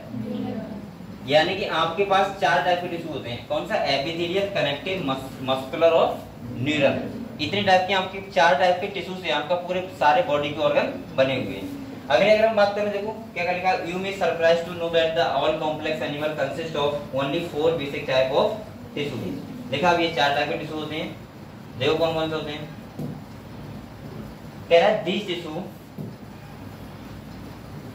these tissue are organized in specific proportion and pattern to form an organ like stomach हो गया, lungs हो गया, heart हो गया and kidney हो गई। When 2 or more organ perform a common function by their physical and chemical interaction, they together form an organ system। और ये क्या बनाते हैं बेटा? organ system। organ system का मतलब क्या होगा? जैसे अगर आपका बेटा, जैसे आपका सर्कुलेटरी सिस्टम है तो उसमें क्या क्या इन्वॉल्व होगा बताओ? हार्ट होगा इन्वॉल्व, आर्टरी इन्वॉल्व होंगी, वेन्स इन्वॉल्व होंगी।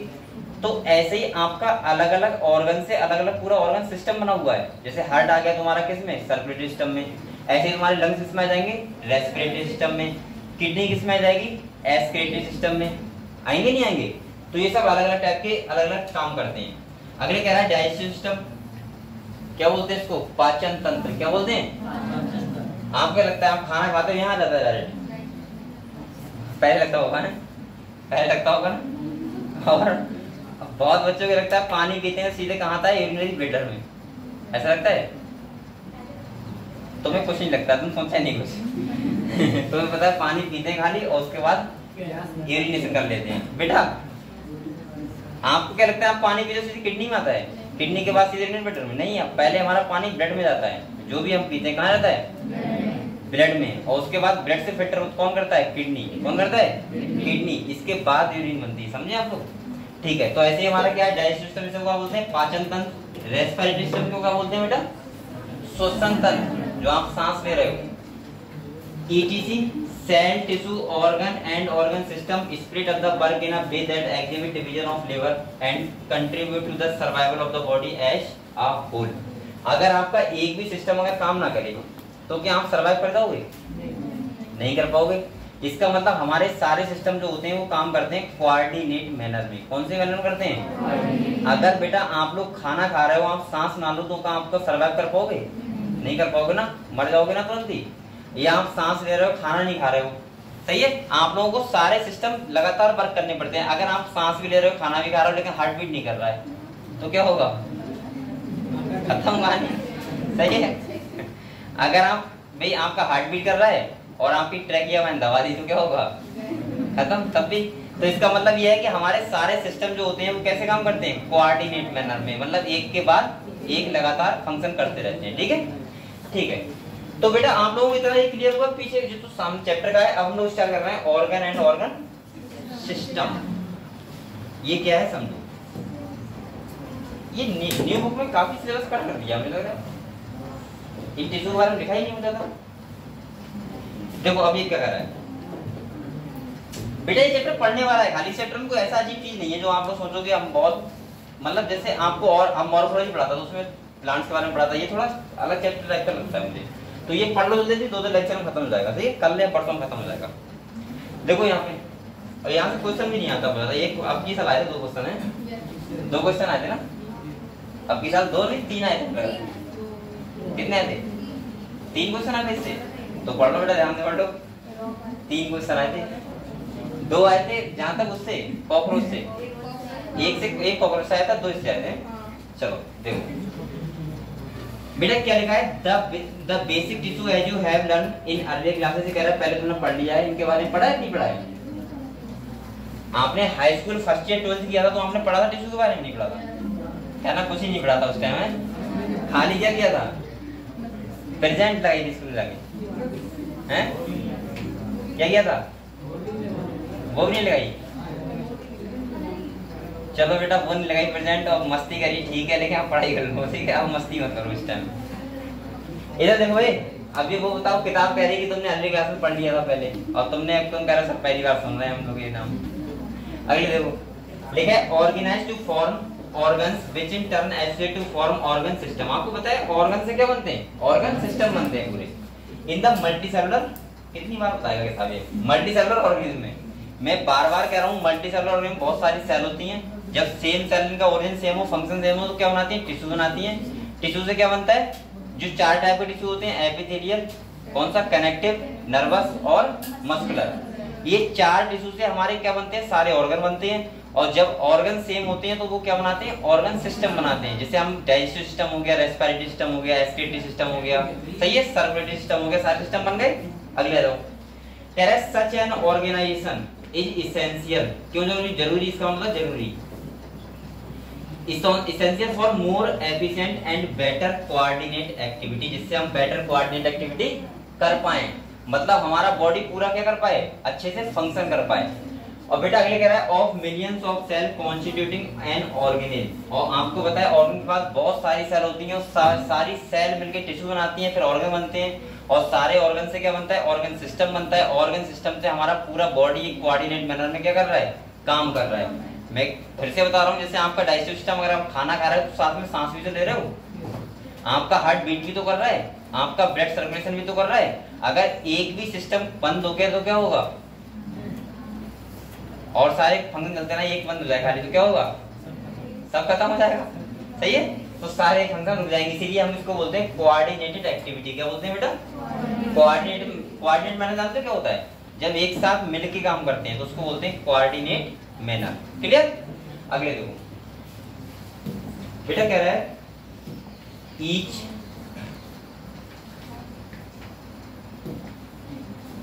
बेटा कह रहा है each organ in our body, यानी कि हमारी बॉडी का प्रत्येक ऑर्गन मेड ऑफ 1 और मोर टाइप ऑफ टिश्यू, यानी कि बहुत सारे टाइप के टिश्यू से बना होता है। कितनी बार ये बात बता रहा है, मैं बताकर थक गया, मैं थक गया, और तुम लोग सुनते थक गए होगे ये बात, कि हमारा बॉडी सेल से बना है, सेल से टिश्यू बना है, टिश्यू से ऑर्गन बना है, ऑर्गन से क्या बना है, ऑर्गन सिस्टम बना है। ऑर्गन सिस्टम सारे एक साथ काम करते हैं, किसमें, मल्टीसेलुलर में, और सिंगल सेल काम किसमें करती है, यूनिसेलुलर में। मैं बताया थक गया, तुम लोग सुनते थक गए, अभी भी अच्छे चल रही है। कह रहा है फॉर एग्जांपल आवर हार्ट, फिर वही बात of are 4 type of tissue, जैसे एपिथेलियल हो गया बेटा, कनेक्टिव टिश्यू हो गया, मस्कुलर और न्यूरल। अच्छा, एपिथेलियल टिश्यू का मतलब क्या होता है, जो कवरिंग होती है हमारी, जैसे स्किन हो गई, किससे बनी है, एपिथेलियल। इसके बाद अगर कनेक्टिव की बात करें तो ब्लड हमारा कौन सा टिश्यू है, कनेक्टिव टिश्यू। अगर मस्कुलर की बात करें तो मसल जितने भी है मस्कुलर टिश्यू हो गया, और न्यूरल का मतलब क्या होता है, नर्वस सिस्टम। क्या होता है, नर्वस सिस्टम। तो ये चारों टिश्यू से हमारी पूरी बॉडी बनी। अगले कह रहा है we also notice after some careful study that the complexity in organ and organ system display certain discriminable trend This discriminable trend is called evolutionary trend. You will study the detail in class 12. पता है, in this chapter you are being introduced to morphology and anatomy of frog. अब देखो यहाँ पे क्या बताना चाह रहा है, समझो। ये कहना चाह रहा है कि आप लोगों ने देखा होगा कि लगातार एवोल्यूशन होता है। क्या होता है? एवोल्यूशन है। तो आपको पता है एवोल्यूशन वाला जानते हो क्या होता है? क्या होता है? विकास। वो तो हिंदी होती है। आप लोग, मैं इंग्लिश में बोल दूंगा, आप लोग हिंदी में बताते हो। ये तो मुझे ही पता है हिंदी। विकास का मतलब क्या होता है, ये बताओ। विकास होता है एवोल्यूशन का मतलब? हाँ, क्या होता है? डेवलपमेंट। हाँ, वो क्या होता है? एवोल्यूशन। मैं तो ऐसे बोलूंगा, एवोल्यूशन की परिभाषा अगर सही भाषा में बोलूं, डेवलपमेंट का मतलब विकास अलग चीज होता है। अब ये मत करना मोदी का विकास, तो वो तो अलग है, ठीक है। हम लोग ये बायोलॉजी का बात कर रहे हैं, यानी कि एवोल्यूशन बायोलॉजी कर रहे हैं। मैं बोलूंगा एवोल्यूशन बोलते हैं बेटा हिडन पोटेंशियल के लिए। किसे बोलते हैं? ये बात समझे आप लोग मेरी एक बात से? नहीं समझे? हिडन पोटेंशियल का मतलब क्या होता है? देखो एक बात सुनो, समझ लो पहले। एवोल्यूशन का, अगर किसी चीज का एवोल्यूशन हो रहा है तो वो वहीं तक तो होगा जहां तक उसका पोटेंशियल छुपा हुआ था वो बाहर निकलेगा। नहीं समझ में आया अभी मैं आपको? एक बार बताओ, आपका घर है, आपके घर में लगातार एवोल्यूशन हो रहा है, सही है। आपको पता है पहले अगर सपोज मान लीजिए खपड़ा थी, उसके बाद क्या हो गया? मकान बन गया, उसके बाद 2 मंजिला बन गया, 3 मंजिला बन गया, वीआईपी हो गया। ये क्या हुआ? एवोल्यूशन हुआ।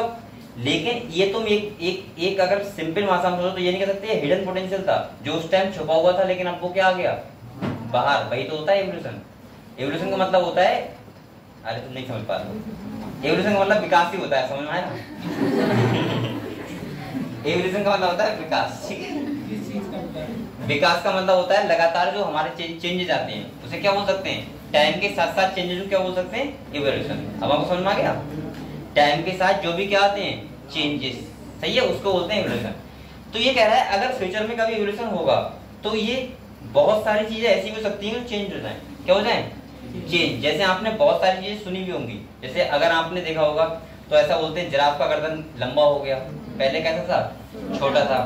इसके बाद और सांप के पैर होते थे, वो पैर नहीं हो रहे हैं। मुझे लग रहा है कि फ्यूचर में कभी एवोल्यूशन होगा तो इस अंगूठे का होगा। आज से हजारों साल बाद, क्योंकि आप लोग फोन बहुत चलाते हैं ना, तो ये वाला अंगूठा चल रहा है ना, और चल रहा है, तो कभी भी अगर फ्यूचर में एवोल्यूशन हुआ तो इस अंगूठे का जरूर होगा। ये अंगूठा बड़ा हो जाएगा या छोटा हो जाएगा? क्योंकि हम लोग, आपने पता होगा जब मैं आपको एवोल्यूशन पढ़ाऊंगा तो उसमें है कि अगर मान लीजिए एक साइंटिस्ट की थ्योरी है तो उन्होंने ये कहा है कि use and disuse of organ. आप जिस ऑर्गन का ज्यादा यूज करते हैं वो ज्यादा अच्छा होता है, इसका यूज नहीं करते वो ज्यादा अच्छा नहीं होता। और ये बात सही भी है। जैसे आपके 2 हाथ हैं, आप लोग सबसे ज्यादा हाथ यूज कौन सा करते हो? सीधा वाला, सही है, सारे काम सीधा वाला हाथ से करते हो। तो बेटा आपका सीधा वाला हाथ ज्यादा एक्टिव है। जैसे अगर मैं ये सपोज अभी तो मैंने बता दिया, वैसे अगर मैं ये फेंकूं तो आप लोग हमेशा सीधे हाथ से कैच करोगे, ना कि बाएं हाथ से, सही है। लेकिन हाथ तो दोनों बराबर हैं भाई, हाथ तो दोनों बराबर हैं। ये भी हाथ, ये भी हाथ, जितनी सेल इसमें है उतनी सेल इसमें है, जितना ब्लड इसमें जा रहा है इतना ही ब्लड इसमें जा रहा है, लेकिन हम इसका यूज ज्यादा करते हैं इस हाथ का। अगर मैं चाहूँ कि मैं बाएं हाथ से लिखूं, नहीं निकलेगा मुझे। लेकिन लिखने की नहीं बता रहा हूं मैं, आपका जो एक्टिव होगा वो भी सीधा ज्यादा होगा। मैं ये आपको जैसे सपोज मानो आपको कुछ लगाना होगा, वो ढक्कन वगैरह, तो आप सीधा से लगाते हो हमेशा। मतलब कोई भी एक्टिविटी हो गई, अगर मैं ये आपसे ऐसे करूं, ये आपको फेंक के दूं, कैच करना है, तो वो भी आप सीधे हाथ से करोगे, ना कि बाएं हाथ से। तो इसका फर्क पड़ता है use and disuse of organ. तो आप लोग जितनी देर इस अंगूठे से फोन चलाते हो, जितनी देर इस अंगूठे से चला लिया करो, समझ रहे हो? आने वाली पीढ़ी को तुम दुखदाई बना दोगे। मुझे लग रहा है आने वाले 100 साल में ये वाला अंगूठा कहीं बहुत बड़ा हो जाए, ये वाला छोटा रह जाए, क्योंकि आप लोग यूज इतना कर रहे हो इस वाले अंगूठे का। चलो कोई बात नहीं, तो हंसी की बात नहीं करा करो, हैं कटवा दोगे। सही है बेटा। अच्छा, एवोल्यूशन जो होता है वो हजारों सालों में होता है, 1 साल का नहीं होता है। ऐसा नहीं कि आप सोच रहे हो कि हम फोन चला रहे हैं तो हमारे बच्चों का अंगूठा बड़ा हो जाएगा, ऐसा नहीं होगा, सही है, ये टेंशन मत लेना। एवोल्यूशन का मतलब होता है हजारों सालों का। जैसे ये बहुत सारे एग्जाम्पल्स हैं, जैसे आप लोगों को बहुत सारी बातें बताऊं। जैसे आपने देखा होगा हम फ्रॉग होगा, इसमें एक मेम्ब्रेन पड़ेंगे से बोलते हैं निक्टिडेटिंग मेम्ब्रेन। क्या बोलते हैं? ये जो आपने देखा होगा मेढक होते हैं वो उसमें चले जाते हैं मिट्टी में। कहाँ चले जाते हैं? मिट्टी में चले जाते हैं। और मिट्टी में जाने के बाद आप सोच रहे हो सर मिट्टी में जाते हैं तो उनकी आंखें वाखें कैसे क्या करते होंगे? एक मेम्ब्रेन होती है जो ऊपर इसके कर लेते हैं, चढ़ा लेते हैं आंखों में, और उसके बाद कोई दिक्कत नहीं है। वो मेम्ब्रेन किसी टाइम हमारे पास भी थी, लेकिन हमारा उसका कोई यूज ही नहीं था। निगेटिव और उसका एग्जाम्पल क्या है, उसका आपको कैसे प्रूफ होगा? जैसे आप ये देखो तो यहाँ आंख के पास आपको ऐसा लगेगा कुछ, मतलब है नहीं, अरे मैं कैसे बताऊं, टिप टाइप की ऐसी है नहीं, जैसे ये आंख है तो यहाँ पे ऐसा कुछ होता नहीं है, तो वो क्या होता है, वो क्या होता है, वो निक्टिडेटिंग मेम्ब्रेन जो होती है उसी का वो है प्रूफ है, ठीक है। वो आपके पास भी थी लेकिन आपने उसका कुछ यूज नहीं किया तो वो क्या हो गई, खत्म हो गई। तो इसीलिए मैं कह रहा हूँ कि जिस चीज का यूज ज्यादा करोगे वही डेवलप होगी। अगले देखो ये, चलो ठीक है इधर आओ बेटा। अगले कह रहा है मॉर्फोलॉजी। मॉर्फोलॉजी का मतलब क्या होता है, मॉर्फोलॉजी का मतलब, मॉर्फोलॉजी का मतलब क्या होता है, एक्सटर्नल स्टडी। अगर हम किसी चीज की एक्सटर्नल स्टडी कर रहे हैं उसे क्या बोलते हैं, मॉर्फोलॉजी। एनाटॉमी का मतलब क्या होता है, इंटरनल स्टडी। अगर अच्छा फिजियोलॉजी का, तुम लोग बोल करो बेटा, बोलो मत, जब मैं बोलता हूँ तो पढ़ाया करो, मत बोला करो। मॉर्फ फिजियोलॉजी का मतलब क्या होता है, हाँ बताओ। हम बोल सकते हैं कि फंक्शन भी देखें और स्ट्रक्चर भी देखें, दोनों को मिला के क्या बोल सकते हैं, फिजियोलॉजी। एनाटॉमी का मतलब क्या होता है, इंटरनल स्टडी। जैसे अगर मैं किडनी की बात करूं, हार्ट की बात करूं तो क्या करूंगा, इंटरनल। और अगर एक्सटर्नल की बात करें तो बाहर से, जैसे हमें अगर प्लांट ही करना है तो हमें लीफ दिखती है, पत्तियां दिखती हैं, स्टेम दिखती है, रूट दिखती है, फल दिखते हैं, फ्लावर दिखते हैं, वो सब क्या होता है, मॉर्फोलॉजी। तो यहाँ पे देखो कह रहा है morphology refer to study of form और एक्सटर्नली विजिबल फीचर। लिखा है, लिखा तो है। अगले कह रहा है in the case of plant और microbes the term morphology precisely means only this. In case of animals this refer to the external appearance of the organ of part of the body. यानी कि आप लोग morphology का मतलब होता है कि आप लोग इतना बाहर से देखते हो और जो आपको दिखता है अगर उसकी स्टडी करना है तो उसको क्या बोलते हैं, मॉर्फोलॉजी, ठीक है। जैसे आपको मैं मॉर्फोलॉजी में प्लांट बताऊंगा, प्लांट मॉर्फोलॉजी, तो उसमें क्या होता है कि हम लोग प्लांट का स्ट्रक्चर पढ़ेंगे, जैसे लीफ क्या होती है, स्टेम क्या होती है, रूट क्या होता है, फ्रूट क्या होता है, फ्लावर क्या होता है, सही है, उन सब के बारे में पढ़ेंगे तो उसका मतलब हम क्या बोल देंगे, मॉर्फोलॉजी। अगर मैं एनाटॉमी की बात करूंगा तो वहां पे टिश्यू के बारे में पढ़ाऊंगा, जैसे स्टोमेटा क्या होते हैं, अंदर कौन कौन से टिश्यू होते हैं, सही है, जाइलम क्या होता है, फिलम क्या होता है, वो सब किसकी बात करेंगे, टिश्यू की। और वो क्या होता है, एनाटॉमी। क्या होता है बेटा। और फिजियोलॉजी का मतलब होता है कि ऑर्गन वर्क कैसे करते हैं। अगर हम वो देख रहे हैं, फंक्शन देख रहे हैं, जैसे आपने पढ़ना, आपको पढ़ना है ह्यूमन फिजियोलॉजी। क्या पढ़ना है, तो ह्यूमन फिजियोलॉजी में हम देखते हैं कि हमारा डाइजेस्टिव सिस्टम कैसे वर्क करता है, हमारा रेस्पिरेटरी सिस्टम कैसे वर्क करता है, हमारा सर्कुलेटरी सिस्टम कैसे वर्क करता है, वो सब देखते हैं, तो उसे बोलते हैं क्या, ए फिजियोलॉजी। यहाँ पे कह रहा था बर्ड एनाटॉमी, अब ये बार बार बता रहा है, conventionally is used for the study of morphology of internal organ in the animals. You will learn the morphology and anatomy of frog. यहाँ पे कह रहा है बेटा ये फ्रॉग की तुम्हें एनाटॉमी और मॉर्फोलॉजी दिखाई गई है जो आपको पढ़ाई करना है। करें इसकी, फ्रॉग के बारे में क्या दिया है चैप्टर में अलग से, स्पेशल फ्रॉग स्पेशल है क्या, हैं?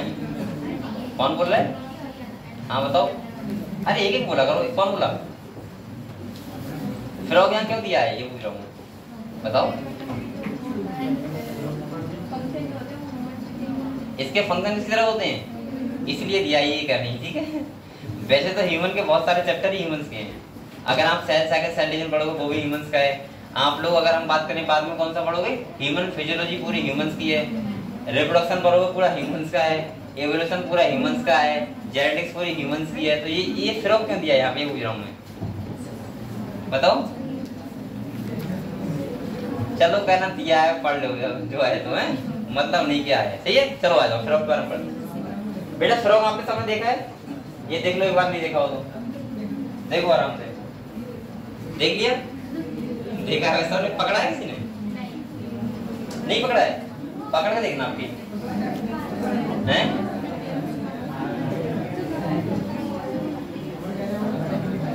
बेटा बोलो मत, आपने देखा होगा फ्रॉग जो होता है, पहले आज से पहले जो देखा था कच्चे घर होते थे, वो कच्चे होते थे, रोड नाली वगैरह कच्ची होती थी, तो उस टाइम फ्रॉग बहुत ज्यादा होते थे। अब इतने ज्यादा कहाँ हैं ना, खेत वगैरह पे है लेकिन घरों में अब ज्यादा नहीं घूमते। पहले तो ऐसा होता तुम यहाँ खाना खा रहे हो वो साथ में बराबर में घूम रहा था, ऐसा होता नहीं होता। मुझे एक चीज ध्यान है कि एक बहुत पहले की बार छोटा था, मुझे वो बात इतना बड़ा था तो बात ध्यान है मुझे, एक शादी थी उस टाइम, तो पहले तुम देखा होगा खाना बनता था रात में, लाइट बैठ की ज्यादा व्यवस्था नहीं होती थी, मतलब सिलेंडर वगैरह रख लिया और खाना बन रहा है, कल बारात आ रही है, लगन आ रही है, ऐसा होता नहीं गाँव में। तो वहाँ खड़ा था, देख रहा था, तो उसका जो वो मेढक थे वो परेशान कर रहे थे, बार बार आके सब्जी न गिर जाए, टेंशन थी। लेकिन ऐसा भी नहीं कि भाई सब्जी दूसरी मंगाई जाएगी या दूसरी बनाई जाएगी, फ्रॉग निकाल के खा के वही खिलाई जाएगी। तो क्या हुआ, उन्होंने क्या किया, एक बाल्टी ली, क्या ली, बाल्टी, और जितने मेढक थे सीरिया के आसपास के सब उन्हें हाथ से पकड़ के उसमें रखी और 1 किलोमीटर दूर छोड़ के आए। मुझे वो बात अभी भी ध्यान है। तो इसीलिए मैं कह रहा हूँ ज्यादा शादी वादी खाना मत खाया करो, पता नहीं क्या उसमें गिर जाए और क्या आ जाए। अब तो वहाँ कम हो गए। अब तो ऐसा है कि अब तो लोगों के पास जगह ही बहुत है, बनी हुई आराम से अच्छे का खाना बनता है। पहले तो ऐसा बनता था कि यहाँ भैंस बंधी है, उससे बराबर खाना बनता है। समझ रहे हो, होता नहीं होता था पहले। पहले इतना तो सुविधा नहीं थी लोगों के पास, लेकिन अब है। ठीक है, तो ये मेढक आपने देख लिया, देख लिया, सही है। ये मेढक है, इसका आई है, ये हेड, ये ट्रंक बॉडी है, ये फोर लिम्ब हो गया है, क्या है, हिंड लिम्ब। ठीक है, तो पढ़ते हैं इसके बारे में क्या क्या लिखा हुआ है। देखो बेटा, अब आप लोग आराम से पढ़ो। अब तो आपको मजा आ रहा है फ्रॉग के बारे में पढ़ रहे हैं, सही है। मेढक तो आप लोग देखा भी है, जानते हो मेढक को अच्छे से। बेटा कह रहा है, have you ever touch the skin of frog? आपने कभी टच किया है मेढक को? तभी तो मैं कह रहा हूँ पकड़ के देखना एक बार, सही है। जैसे लेकिन मार मत देना बेचारे को, इतनी तेज पकड़ लो, वो कहे छोड़ो छोड़ो, ऐसा नहीं, ठीक है। और मैंने सुना है मेढक का अचार भी बनता है। अरे होता है मेढक का अचार, नहीं खाया नहीं है मैंने, लेकिन मैं सोचता हूँ कभी इस साइड जाऊँ, चाइना साइड में देख के आऊँ मेढक का अचार कैसा होता है, टेस्ट भी करूँगा और क्या करूँगा। नहीं चलो ए बेटा चलो जाओ। तो कह रहा है स्किन इज स्मूथ, इसकी स्किन कैसी होगी, स्मूथ होगी, बहुत ज्यादा चिकनी होगी। एंड लिखा है slippery due to the presence of mucus, क्योंकि इसकी स्किन पे क्या होता है, म्यूकस प्रेजेंट होता है। क्या होता है, म्यूकस प्रेजेंट होता है। म्यूकस का मतलब क्या होता है, कोई भी चिकना लिक्विड, उसे क्या बोलते हैं, म्यूकस। जैसे आपकी सलाइवा यानी कि लार होती है, उसमें क्या होता है, म्यूकस होता है, सही है। आपके नाक से भी क्या निकलता है, म्यूकस। तो वही क्या, ये क्या है, म्यूकस, समझ गए। अरे बेटा तो है वो है, उसमें क्या हंस के आ रहे हो, पढ़ना तो वही आपको। अगले कह रहे थे कह रहे थे skin is always maintained in a moist condition. इसकी जो स्किन होती है उससे म्यूकस वाली ग्लैंड होगी, और ग्लैंड होंगी तो इसका मतलब यह है कि हमेशा ये स्किन कैसे रखेंगी, मॉइस्ट। मॉइस्ट का मतलब गीला ढक कर रखेंगे ऐसा।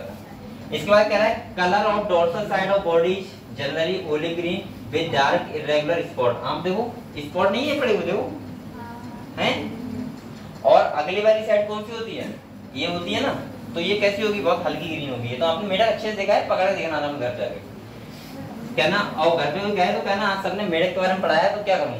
तो वो कह रहे थे कि और एक अगर हो सके तो मेढक एक ले आना, एक सब बच्चों को दिखा देना है, ठीक है। अरे अभी नहीं, एक डिब्बे में बंद करके और ले आना हम लोग, और उसको दिखा देंगे कि क्या क्या होता है मेढक में, ठीक है। अगले दिन कल देखा उसका, चलो देखते हैं। इसके बाद देखो देखो बेटा, कह रहा है वेंट्रल साइड द स्किन कैसी होती है, पेल येलो होती है। The frog never drink water.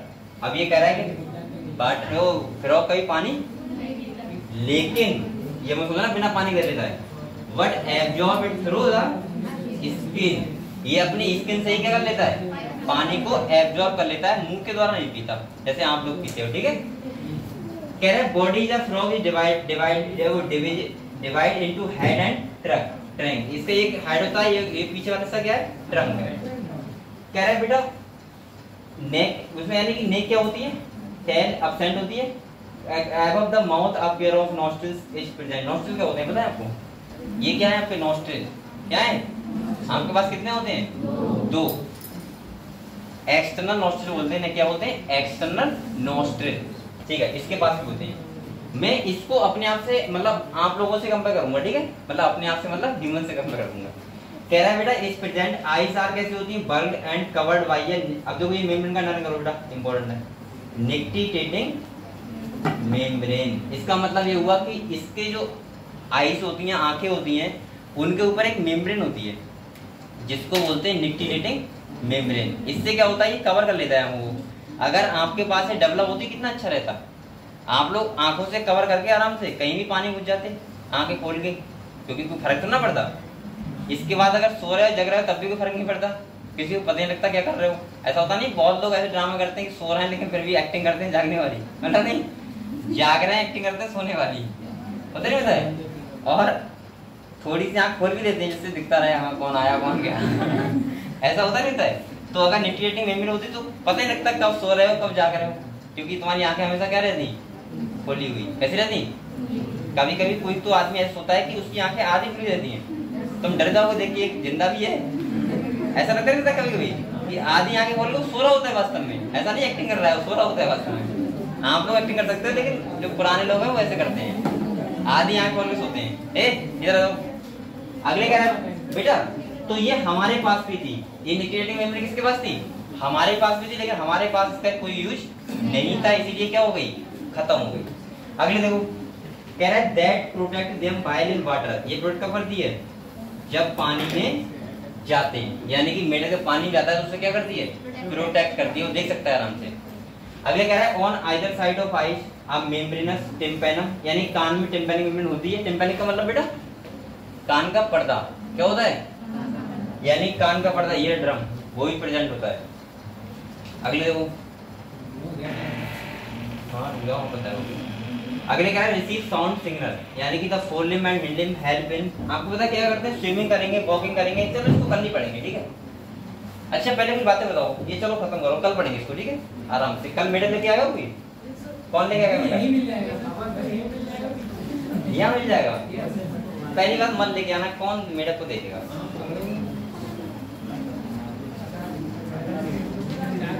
कौन है?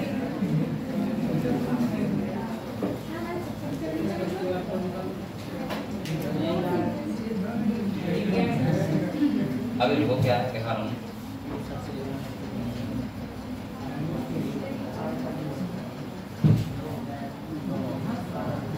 सही ऐसे देख लो आपको, अब मैं दिखा रहा हूँ इसकी वीडियोज। कौन सा फ्रॉक दिखाऊँ बताओ, अचार वाला? अच्छा आपको टोड और फ्रॉक में डिफरेंस पता है आपको? वो तो मैंने बता दिया ना। ये क्या कर रहा है? ये नहीं, ऐसा करो, फ्रॉक क्या डालो, frog food, frog fish, frog and toad, सही है। आर फ्रेंड आ रहा लिख के, ये क्या आ रहा है?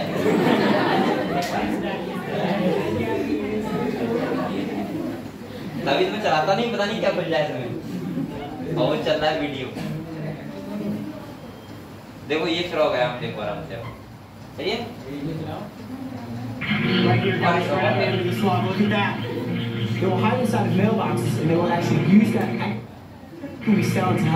अरे सुनो आवाज बहुत है इसमें, अब सही। ये क्या कर रहा है, फ्रॉगी है, देख देख ना क्या है, हाँ फ्रॉगी। ये फॉरेन वीडियो होगी, अरे छोड़ो, बहुत टाइम बर्बाद होता है। और लो, अच्छा ऐसे डालें बिलाइज फ्रॉग, तब आएगा गाँव का बेटा। जो आपके खाना में आता था वो वाला बिलाइज देखें, बिलाइज फ्रॉग अब आएगा जो गाँव में आता है, घूमता है। ये तो खा रहे हैं लोग, खा रहे हैं फ्रॉग करी लंच। ये नहीं बेटा, हम लोग दिक्कत में हो जाओगे। चलो कोई बात नहीं, कल को देखेंगे बेटा है। चलो लेक्चर बंद करते हैं, सही है। हम लोग देखते रहा करेंगे ऐसी चीजें। अब तो चल रहा है, डाटा चल रहा है, मुझे ध्यान नहीं देता दिखाने का, ठीक है। तो कल को हम फ्रॉक के बारे में पढ़ाएंगे, पहले एक वीडियो देखेंगे अच्छी सी, ठीक है। उसके बाद फ्रॉक स्टार्ट करेंगे, और इसके बाद कल फ्रॉक के चैप्टर में खत्म भी कर दूंगा, कल ही कर दूंगा। तो खाली से फ्रॉक ही तो है, देखो रुक जा, बैठ रहो। इसमें खाली फ्रॉक है, कल ही खत्म हो जाएगा, ठीक है। हम लोग कल से पढ़ेंगे, चलो ठीक है बेटा, इसके बाद